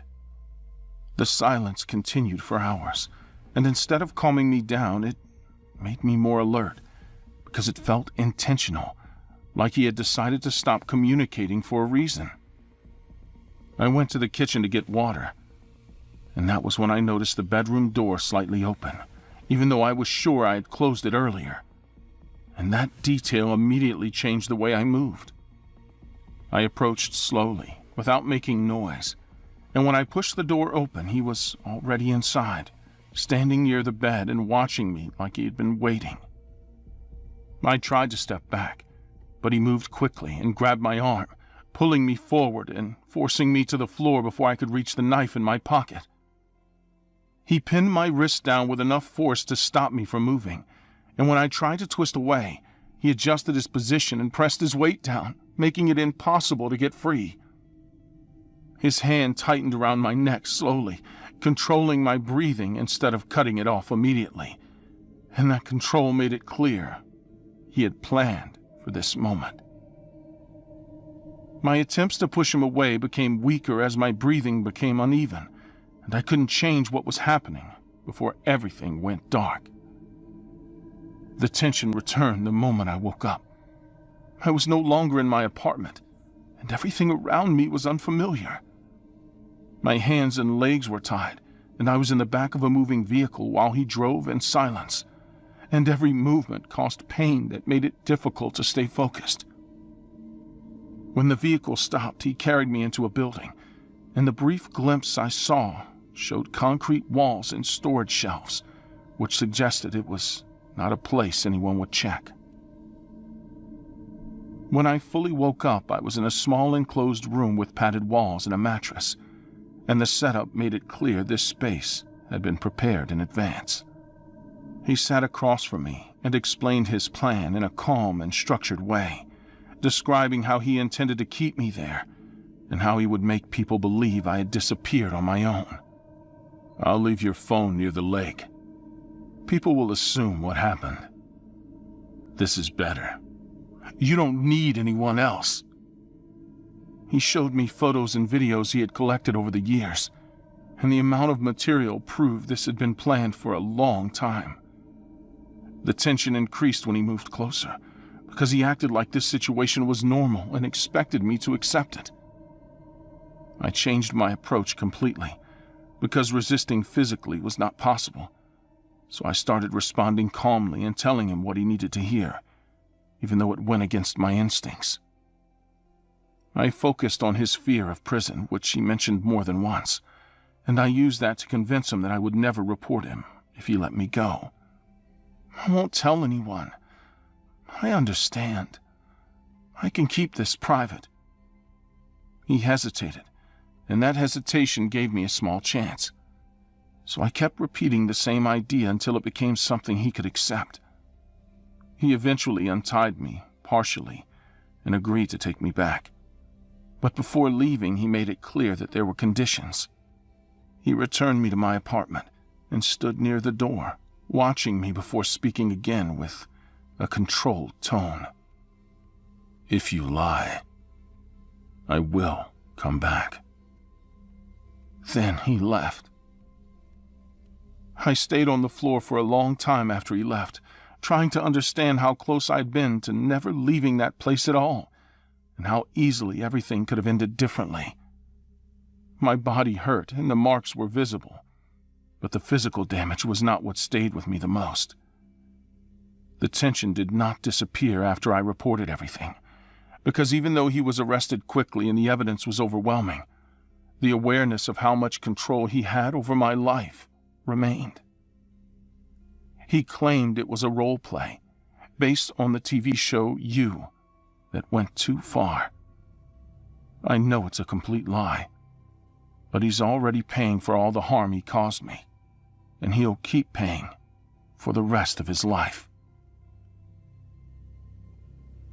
Samantha Stites met Christopher Thomas through a religious group and initially saw him as just another member. Over time, his behavior escalated into a disturbing obsession that lasted more than a decade. For 11 years, he stalked her relentlessly, ultimately kidnapping her in a bunker he had constructed, reportedly inspired by the series You.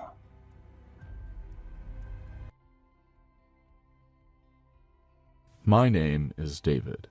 I'm 19 years old, and until recently, I was an ordinary guy. Well, as ordinary as someone obsessed with the dark and forbidden can be. I was always attracted to the mysterious, to what others said was dangerous or shouldn't be touched. So when I heard about Polybius, I didn't think twice. Legend had it that it was a cursed game, an arcade machine that appeared out of nowhere in the 80s and disappeared just as quickly. Supposedly, those who played it experienced hallucinations, headaches, and, in some cases, even went insane. Of course, that made it perfect for me. I found a recreated version on the dark web, and upon downloading it, it felt like I had found a treasure. The night I played it was quiet at first. It was a simple game of bright colors and hypnotic patterns, but there was something different about it. After a while, I noticed that I couldn't look away. The geometric figures seemed to move beyond the screen. I lost track of time. When I finished, I had a headache, but I felt euphoric. I definitely didn't feel haunted or like the urban legends wanted me to feel for playing a simple arcade game. I went to bed thinking that perhaps it was all an exaggeration. I couldn't have been more wrong. The next morning, I woke up with an excruciating headache, but I ignored it. The university waited for no one, and I was already running late. As I walked to the subway station, something caught my eye. The colors. Everything seemed brighter, as if the world was saturated. A graffiti on a wall seemed to move as I glanced at it out of the corner of my eye. I shook my head, blaming tiredness. The ride was worse. The train was crowded as usual, but people's faces looked wrong. Some had eyes that were too big, others crooked mouths that elongated when I blinked. I clung to the handrail, feeling the ground move. As I climbed down, I almost tripped. Sweat soaked my shirt.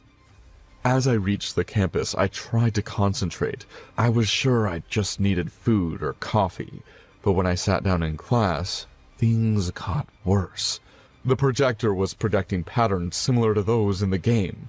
I closed my eyes for a moment, but I could swear I heard a buzzing sound as if someone was talking right behind me. I looked, but no one was there. During the break, I went to the bathroom to wash my face. At that point, I wasn't even thinking about the cursed game. I thought I might have a fever or be hallucinating.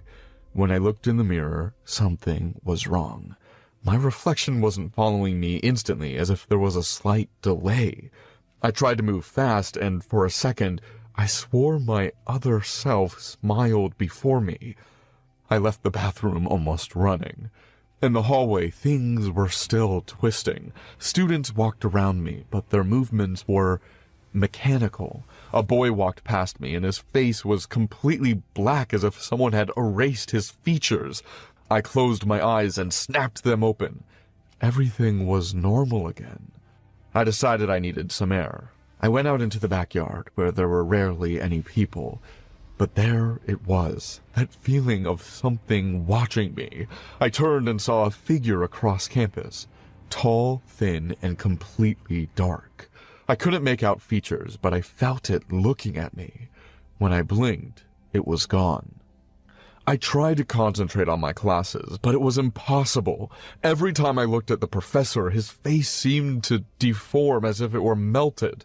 I looked at my classmates and saw that some of them had no eyes. The screaming started when I closed my eyes. No, it wasn't real. I had to remind myself of that. I decided to skip the rest of the day. I couldn't stay there. On the way back, every corner seemed to hide something. As I turned onto an empty street, I saw that figure again. Closer this time. I walked faster, trying not to look back. I felt its presence, though it made no noise. The last straw was on the subway. I sat in an empty carriage, trying to calm down. Then the lights started flickering, and when they went out completely, I saw him. He was standing in front of me. He was taller than I imagined, with claws where his hand should be, and a smile that wasn't human. I closed my eyes and prayed for the lights to come back on.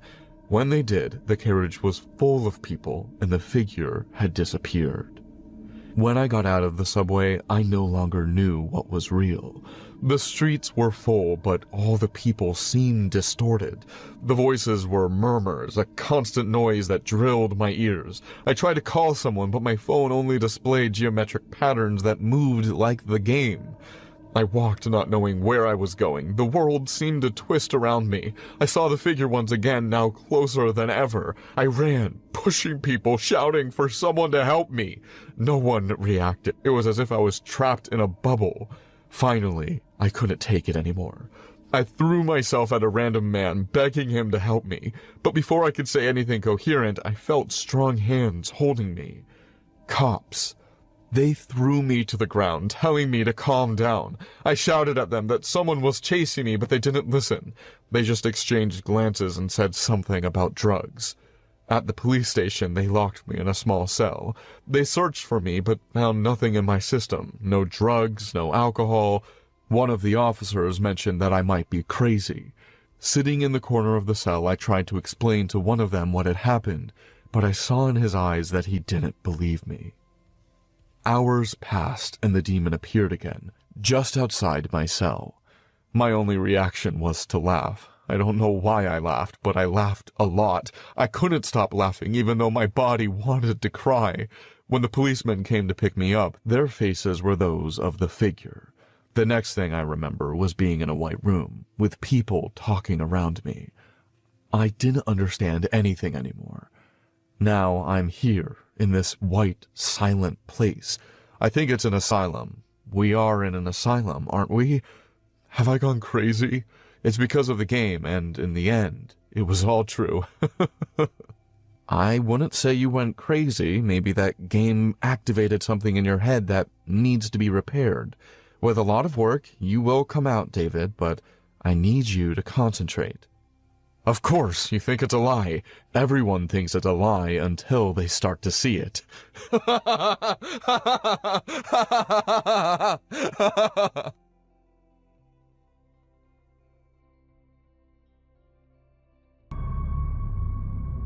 Hey, Sam?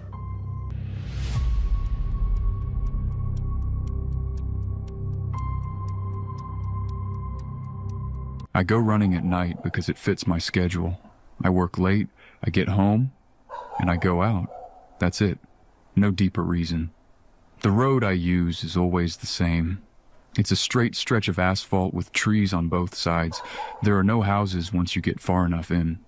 My name is Kyle. I'm not in great shape, but I try to keep a routine. That night I did exactly what I always do.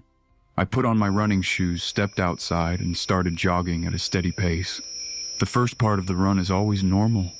You still hear distant traffic, maybe a dog barking. After a few minutes, all that disappears. It's just the road and the trees. I don't use music. I prefer to hear what's around me. I was about halfway into my usual route when I heard something from the right side of the road. It wasn't loud, but it didn't match anything normal either. It sounded like something dragging across dry leaves. I slowed down and turned my head slightly, trying to locate where the sound came from. It happened again, a bit clearer this time. It wasn't fast movement, it was uneven, like something injured trying to move. I stepped off the road and looked between the trees. It took a few seconds for my eyes to adjust, but then I saw it. A deer lying on its side. One of its legs looked bent in a bad way, and its chest was moving fast. I didn't get too close at first, I just stood there watching it. The deer didn't try to run, which already felt off. Even injured animals usually react to people. Before I moved any closer, I stayed still for a moment, listening. The road behind me felt farther away than it should have. The trees around me looked thicker than they did when I first stepped off the pavement. I took a few steps toward it anyway. I kept moving forward slowly, watching the deer the whole time. It didn't move at all. It just stayed there, looking in my direction. Its breathing sounded heavy, like it was struggling. Before I got within a few meters, I stopped again. There was a pause where nothing happened. No wind, no insects, no other sounds. Just that animal in front of me and my own breathing. I took another step. The deer wasn't in the same position anymore. It was now behind a tree, partly hidden. I hadn't seen it move. There was no sound of it getting up or shifting its weight. It was just there now. I leaned slightly to the side to get a better look. What I saw didn't match what I'd seen before. The body shape was wrong.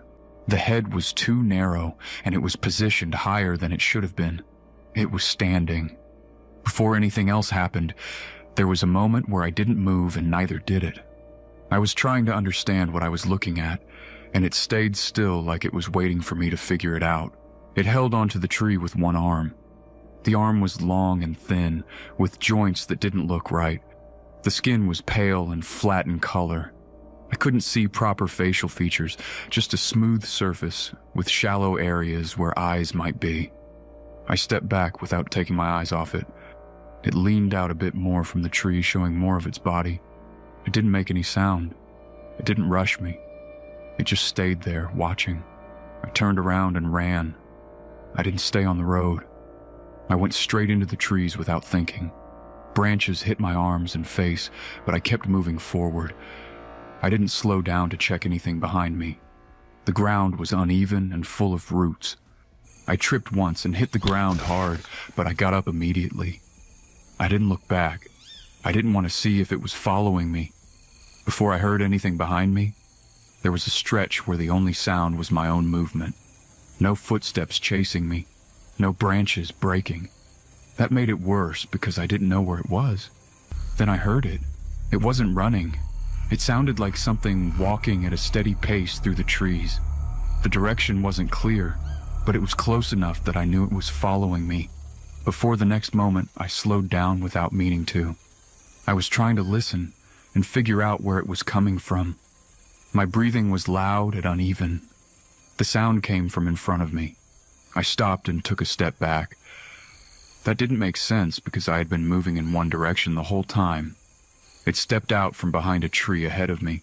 Same body, same posture. It tilted its head slightly, like it was observing me. I turned and ran in a different direction.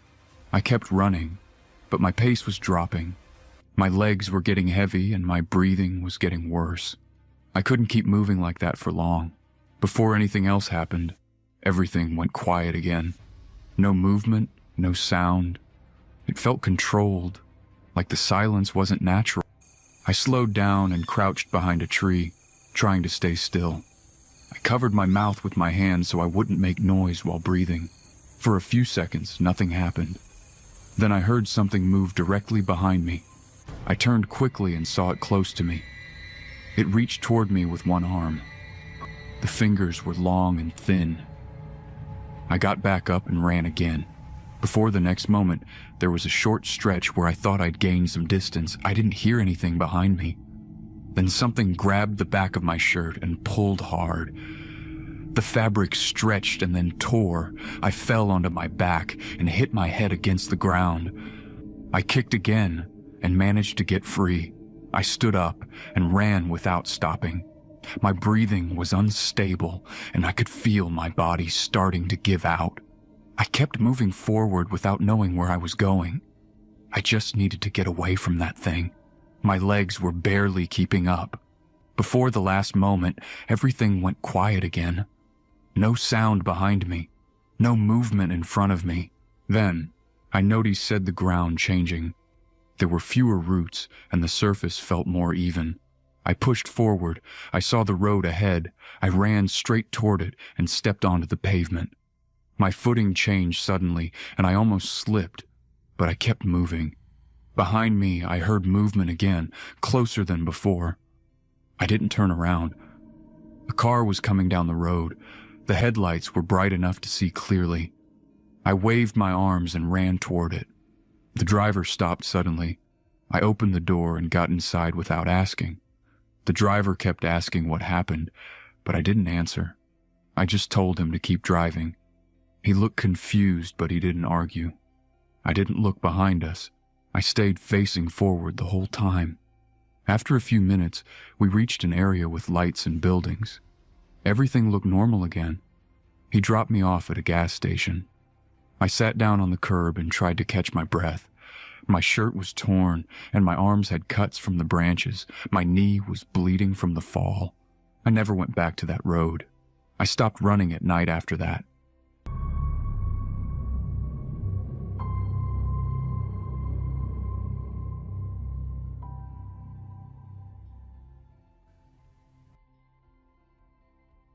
My name is Megan. I live in a small house at the edge of a quiet neighborhood with my son, Tyler. He's 12. It's just the two of us and our dog, Buddy. Nothing special about the place. One floor, narrow hallway, thin walls. You hear everything that happens inside it. Buddy came to us about a year ago. Medium-sized, brown fur, nothing remarkable. Calm most of the time. He followed Tyler everywhere at first, slept near his bed, waited outside the bathroom, sat next to him when he played games. I liked that. It made the house feel less empty. Things started shifting slowly. Tyler stopped letting Buddy into his room at night. Then he stopped petting him. Then he started avoiding him completely. I noticed, but I thought it was just a phase. Kids get weird sometimes. One evening, he told me straight up he didn't like the dog anymore. Not in a dramatic way. He said it quietly while eating. He didn't even look at me. I asked why. He shrugged and kept eating. I didn't push it too much. I told him to stop acting like a baby. Buddy hadn't done anything wrong. At least, not that I'd seen. Tyler started locking his door at night. That was new. He never did that before. When I asked, he said it helped him sleep better. I told him it was unnecessary. He insisted. A couple days later, he told me something that I didn't take seriously. He said Buddy was acting strange. Not barking, not growling. Just watching. Sitting still for long periods, looking at him without moving. I told him that dogs do that sometimes. He shook his head and said no. He said it wasn't normal. He said Buddy didn't blink much anymore. That part annoyed me more than anything. It sounded like something he made up after watching videos online. That night, I checked on Buddy myself. He was lying in the living room, calm, breathing slow. When I called his name, he stood up and came over like always. Nothing strange. I told Tyler he was overreacting. He didn't argue. He just nodded and went back to his room.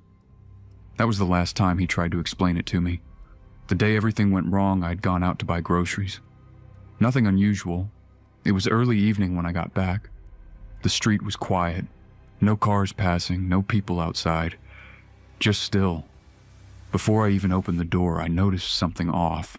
The house was silent. No TV, no footsteps, no dogs scratching at the door like usual. I stood there for a second, holding the bags, listening. I went inside and closed the door behind me.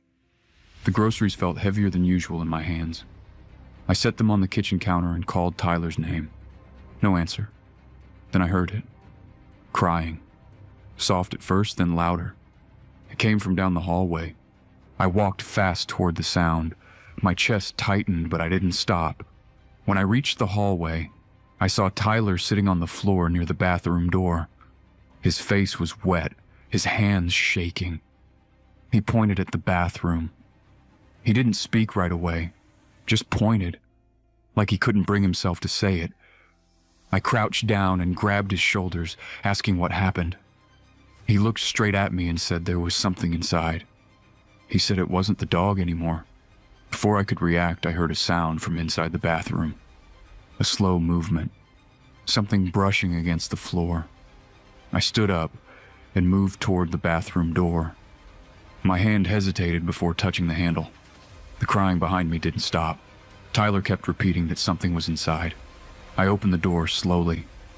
Inside, I saw Tyler.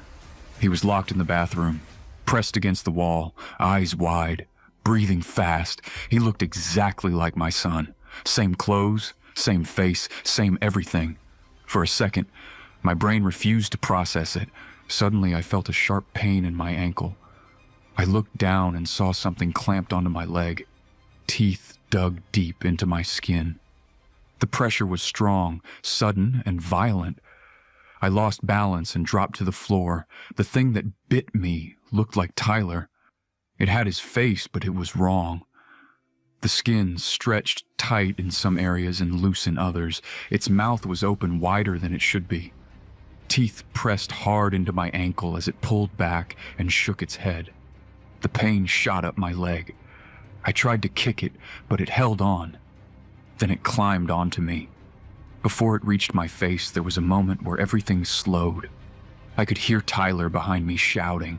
I could feel my heartbeat in my ears. The thing's hands were already on my chest, pushing down. It leaned closer. Its face was still shaped like my son's, but distorted. The eyes didn't line up right. The mouth opened too far. I could see gums where they shouldn't be. Then it bit my face, hard. I screamed and twisted my body, trying to get it off. It didn't stop. It kept pressing down, teeth scraping against my cheek, trying to latch again. I grabbed its head and pushed, but it kept coming back.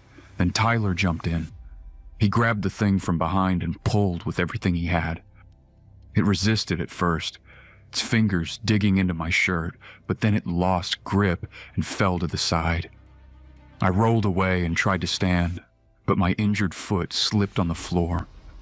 Blood made it worse. I hit the ground again, and the thing turned fast. It crawled toward me and grabbed my ankle again. Teeth sank in deeper this time.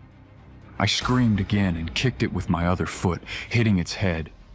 It loosened its grip for a second. That was enough. Tyler grabbed my arm and pulled me up. I leaned on him, and we moved fast toward the front door. My leg barely held my weight, but I forced it. We didn't look back. We got out of the house and kept moving until we reached the street. We stayed outside for a while. I sat on the curb, holding my leg. Tyler stood next to me, shaking. Neither of us spoke at first. Then I called the police. While we waited, I kept looking at the house. The door was still open. Nothing came out. No movement. No sound. It just stood there like nothing had happened. When the police arrived, they asked questions.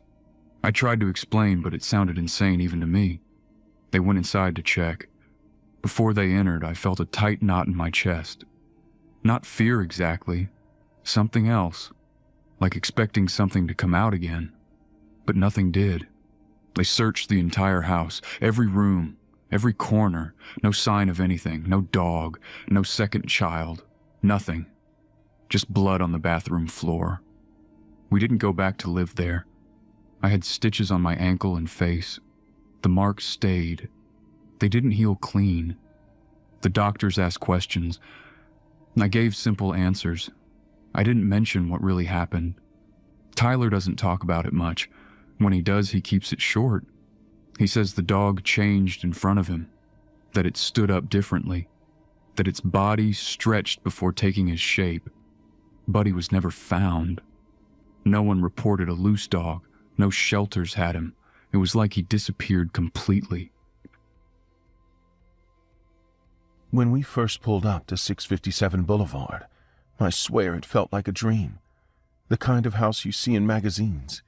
Tall white columns, a wraparound porch, and enough windows to swallow sunlight whole. My husband Daniel squeezed my hand and said, "This is it, Claire. Our forever home." We'd worked years for this.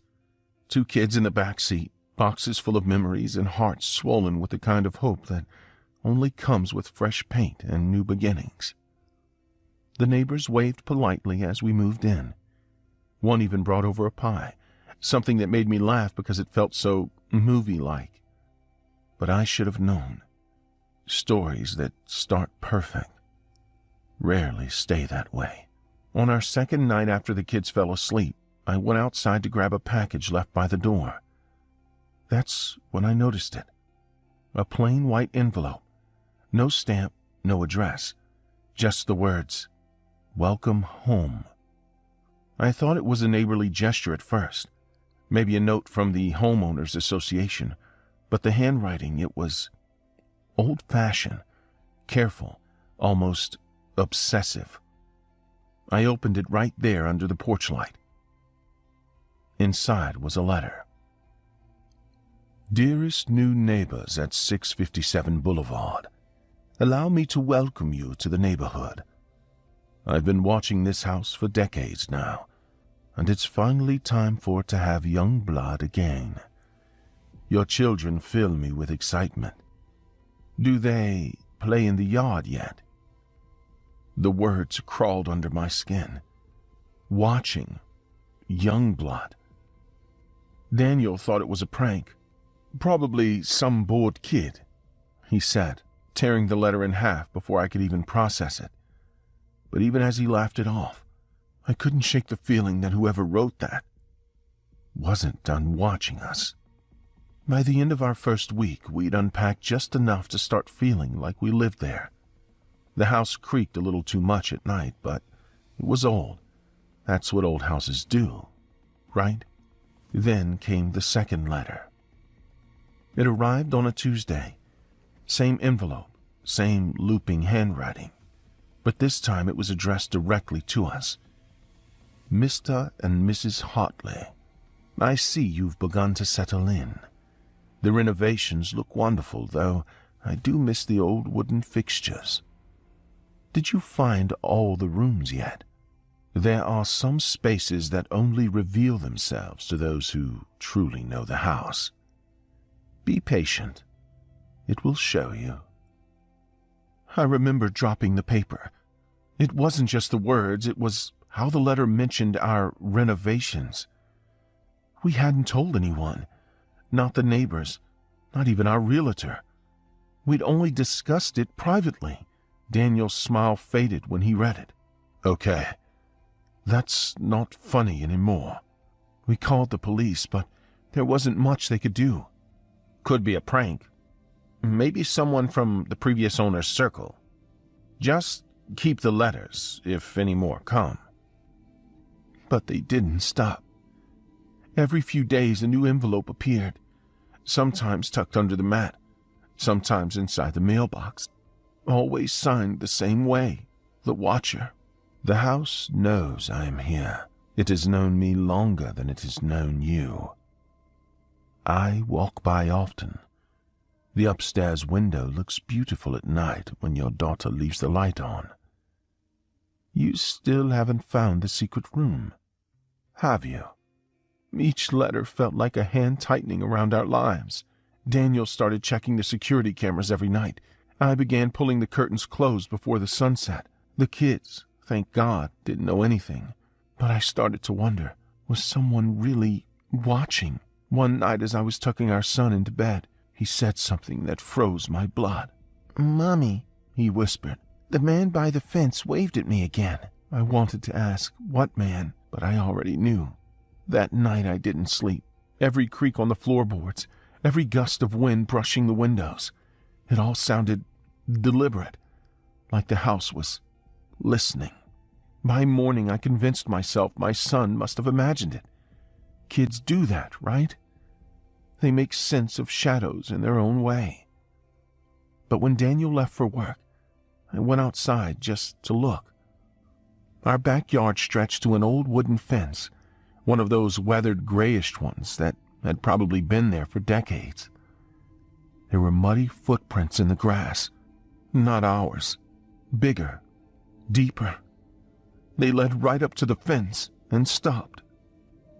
I followed the line with my eyes, and that's when I noticed something carved into the wood. 3 words, small but neat. I see you. I stepped back so fast I tripped over the garden hose. The letters weren't new. The wood around them was slightly discolored, aged. Whoever wrote it did so a while ago. Maybe before we even moved in. The letters kept coming.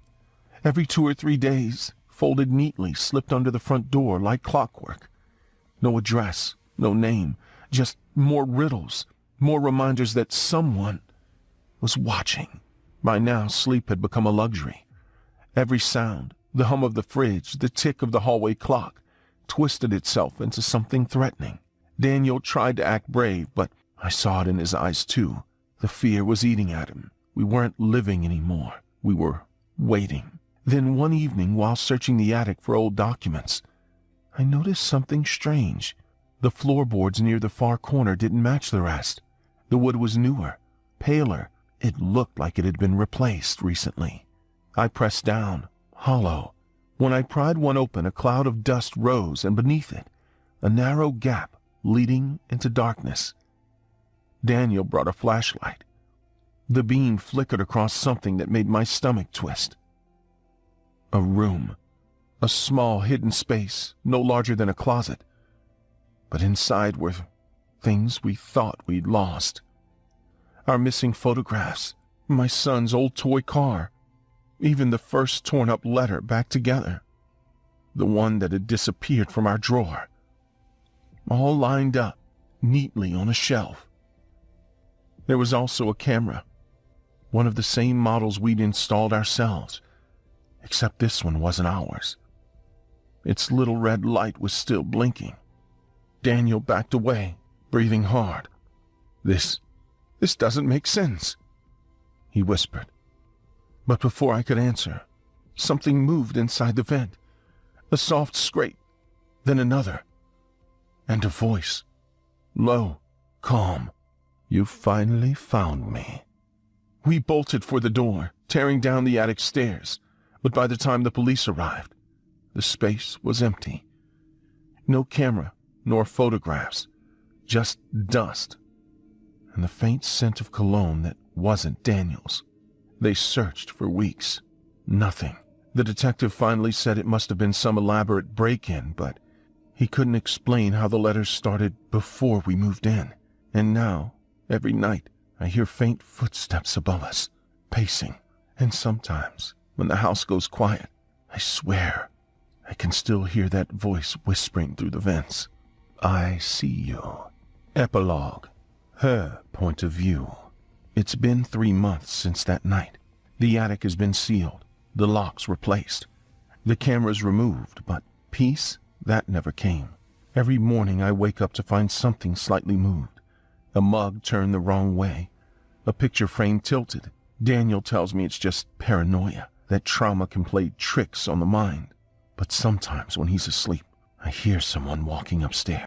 Slow, careful, almost as if they don't want to wake him, only me. Last night I found a new letter on the kitchen counter.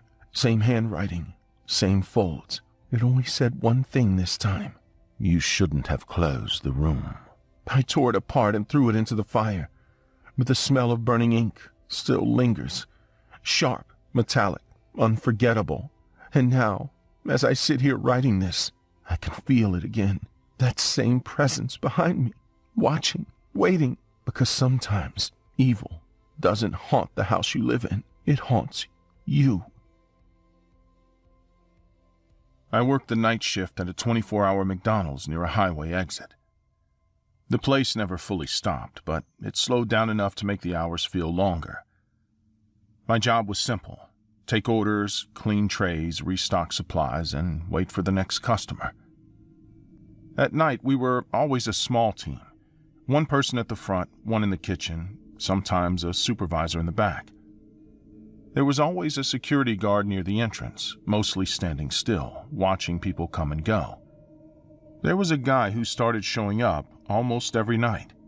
He looked homeless, dirty clothes, thin body, skin pale in a way that didn't look natural. He never ordered anything, he just walked in and stood there without doing anything. Security always removed him. No resistance, no reaction. He would just turn and walk out. The strange part was that he didn't look annoyed or embarrassed. It always felt like he had already decided when he was going to leave. After a few nights, everyone started talking about him. Customers noticed him, some avoided him, others asked questions. Management told us not to get involved and to let security handle it, but that didn't stop the tension from building up. He didn't show up at the same time every night. Sometimes it was early, sometimes close to dawn. There was no pattern. He just appeared, stood there for a while, and then left when security approached him. People called the police a few times. Every time, he was gone before they arrived. No one saw him leave. He just wasn't there anymore, as if he disappeared inside the building. One night, I watched closely when they kicked him out. He walked outside slowly without looking back. A car passed in front of the building for a second, blocking my view. When it cleared, he was gone, and there was nowhere he could have gone to that fast. That night, felt slower than usual. There were fewer customers, and the silence between orders made everything feel stretched out. I kept checking the entrance more than I probably should have, expecting him to show up again. Before locking the front door, I made sure it was secure. I pushed it twice, checked the handle, and confirmed it was locked properly. I didn't want any chance of him getting inside again without us noticing. Around 3:40 a.m., I was alone at the counter. The kitchen guy was in the back, and the security guard had stepped outside. That's when I heard the door open, even though I knew I had locked it. I looked immediately. The door was slightly open, moving just a little, but there was no one standing there. I didn't try to investigate further, and I grabbed the phone to call the police, telling them someone had entered the building while I kept my eyes fixed on the entrance. After the call, I moved away from the front. If someone had broken in, they would go for the registers, and I didn't want to be anywhere near that. I headed straight to the storage room, trying to put distance between me and the entrance. Before entering the storage room, I stopped at the door and listened carefully. I wanted to be sure no one was already inside, because walking into something without knowing felt worse than staying outside. Everything was quiet. No footsteps, no movement. Nothing that suggested someone was there. I opened the door slowly, stepped inside, and closed it behind me before locking it. The room was small and packed with supplies. Boxes stacked high, freezer units humming softly, and barely enough space to move comfortably. I stood still for a moment, focusing on the silence and trying to calm down. Then I heard it. A wet chewing sound, slow and repetitive, coming from somewhere inside the room. It was too close to ignore and too clear to mistake for anything else. I turned my head toward the freezer section and saw someone crouched there. The packaging of the raw patties was torn open, and he was grabbing the meat with both hands and eating it without stopping. I didn't react immediately. I just stared, trying to understand what I was looking at. His body didn't look right, like the proportions didn't match a normal person, and his skin looked pale in a way that felt wrong. Then I recognized his face. It was the same guy who kept coming in every night, but up close, it was different. His features didn't sit correctly, and his mouth opened wider than it should have while he chewed. Before doing anything else, I looked at his eyes and realized there were none. The space where they should have been was empty, and that made it impossible to tell where he was looking, even though I knew he was aware of me. I took a slow step back toward the door, trying not to make any noise. The moment my foot moved, he stopped chewing and turned his head directly toward me with a speed that didn't match a normal human reaction. I tried to move faster and reach the door, but I didn't get the chance. He was already in front of me, blocking the exit completely, without making a sound or giving me time to react. I stopped moving without meaning to.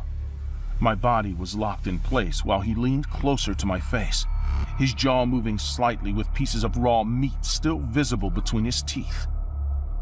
He didn't touch me, and after a few seconds, I understood that as long as I stayed completely still, he wouldn't attack. I tried to move slowly, just enough to create space, but he followed every movement with perfect precision, staying directly in front of me and never losing track of where I was. Before anything else could happen, the door handle moved and a voice came from outside. The security guard called out and pushed the door open, stepping inside without knowing what was waiting for him. There was a brief moment where nothing happened, just enough time for him to look around and notice me standing there. Then the creature reacted immediately, turning away from me and moving directly toward him in a fast motion. It grabbed him with both hands, one in his head and the other on his upper body, stopping him before he could even react properly. The guard tried to pull away, but his movement ended almost instantly, as if his body had shut down without a fight. I didn't stay there to watch what happened next. The moment the creature focused on him, I forced myself to move, pushed past the side and got through the door without looking back. I ran through the kitchen and out the back exit, not stopping or slowing down, putting as much distance as possible between me and that room while the sounds behind me faded completely.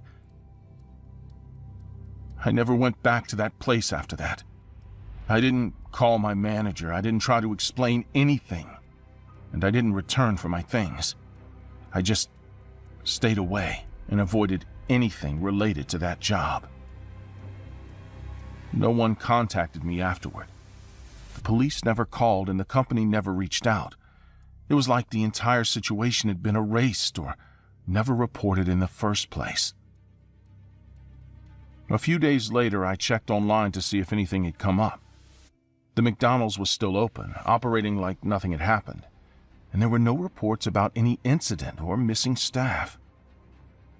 I guess that reporting a murder and a monster appearance wasn't good for business.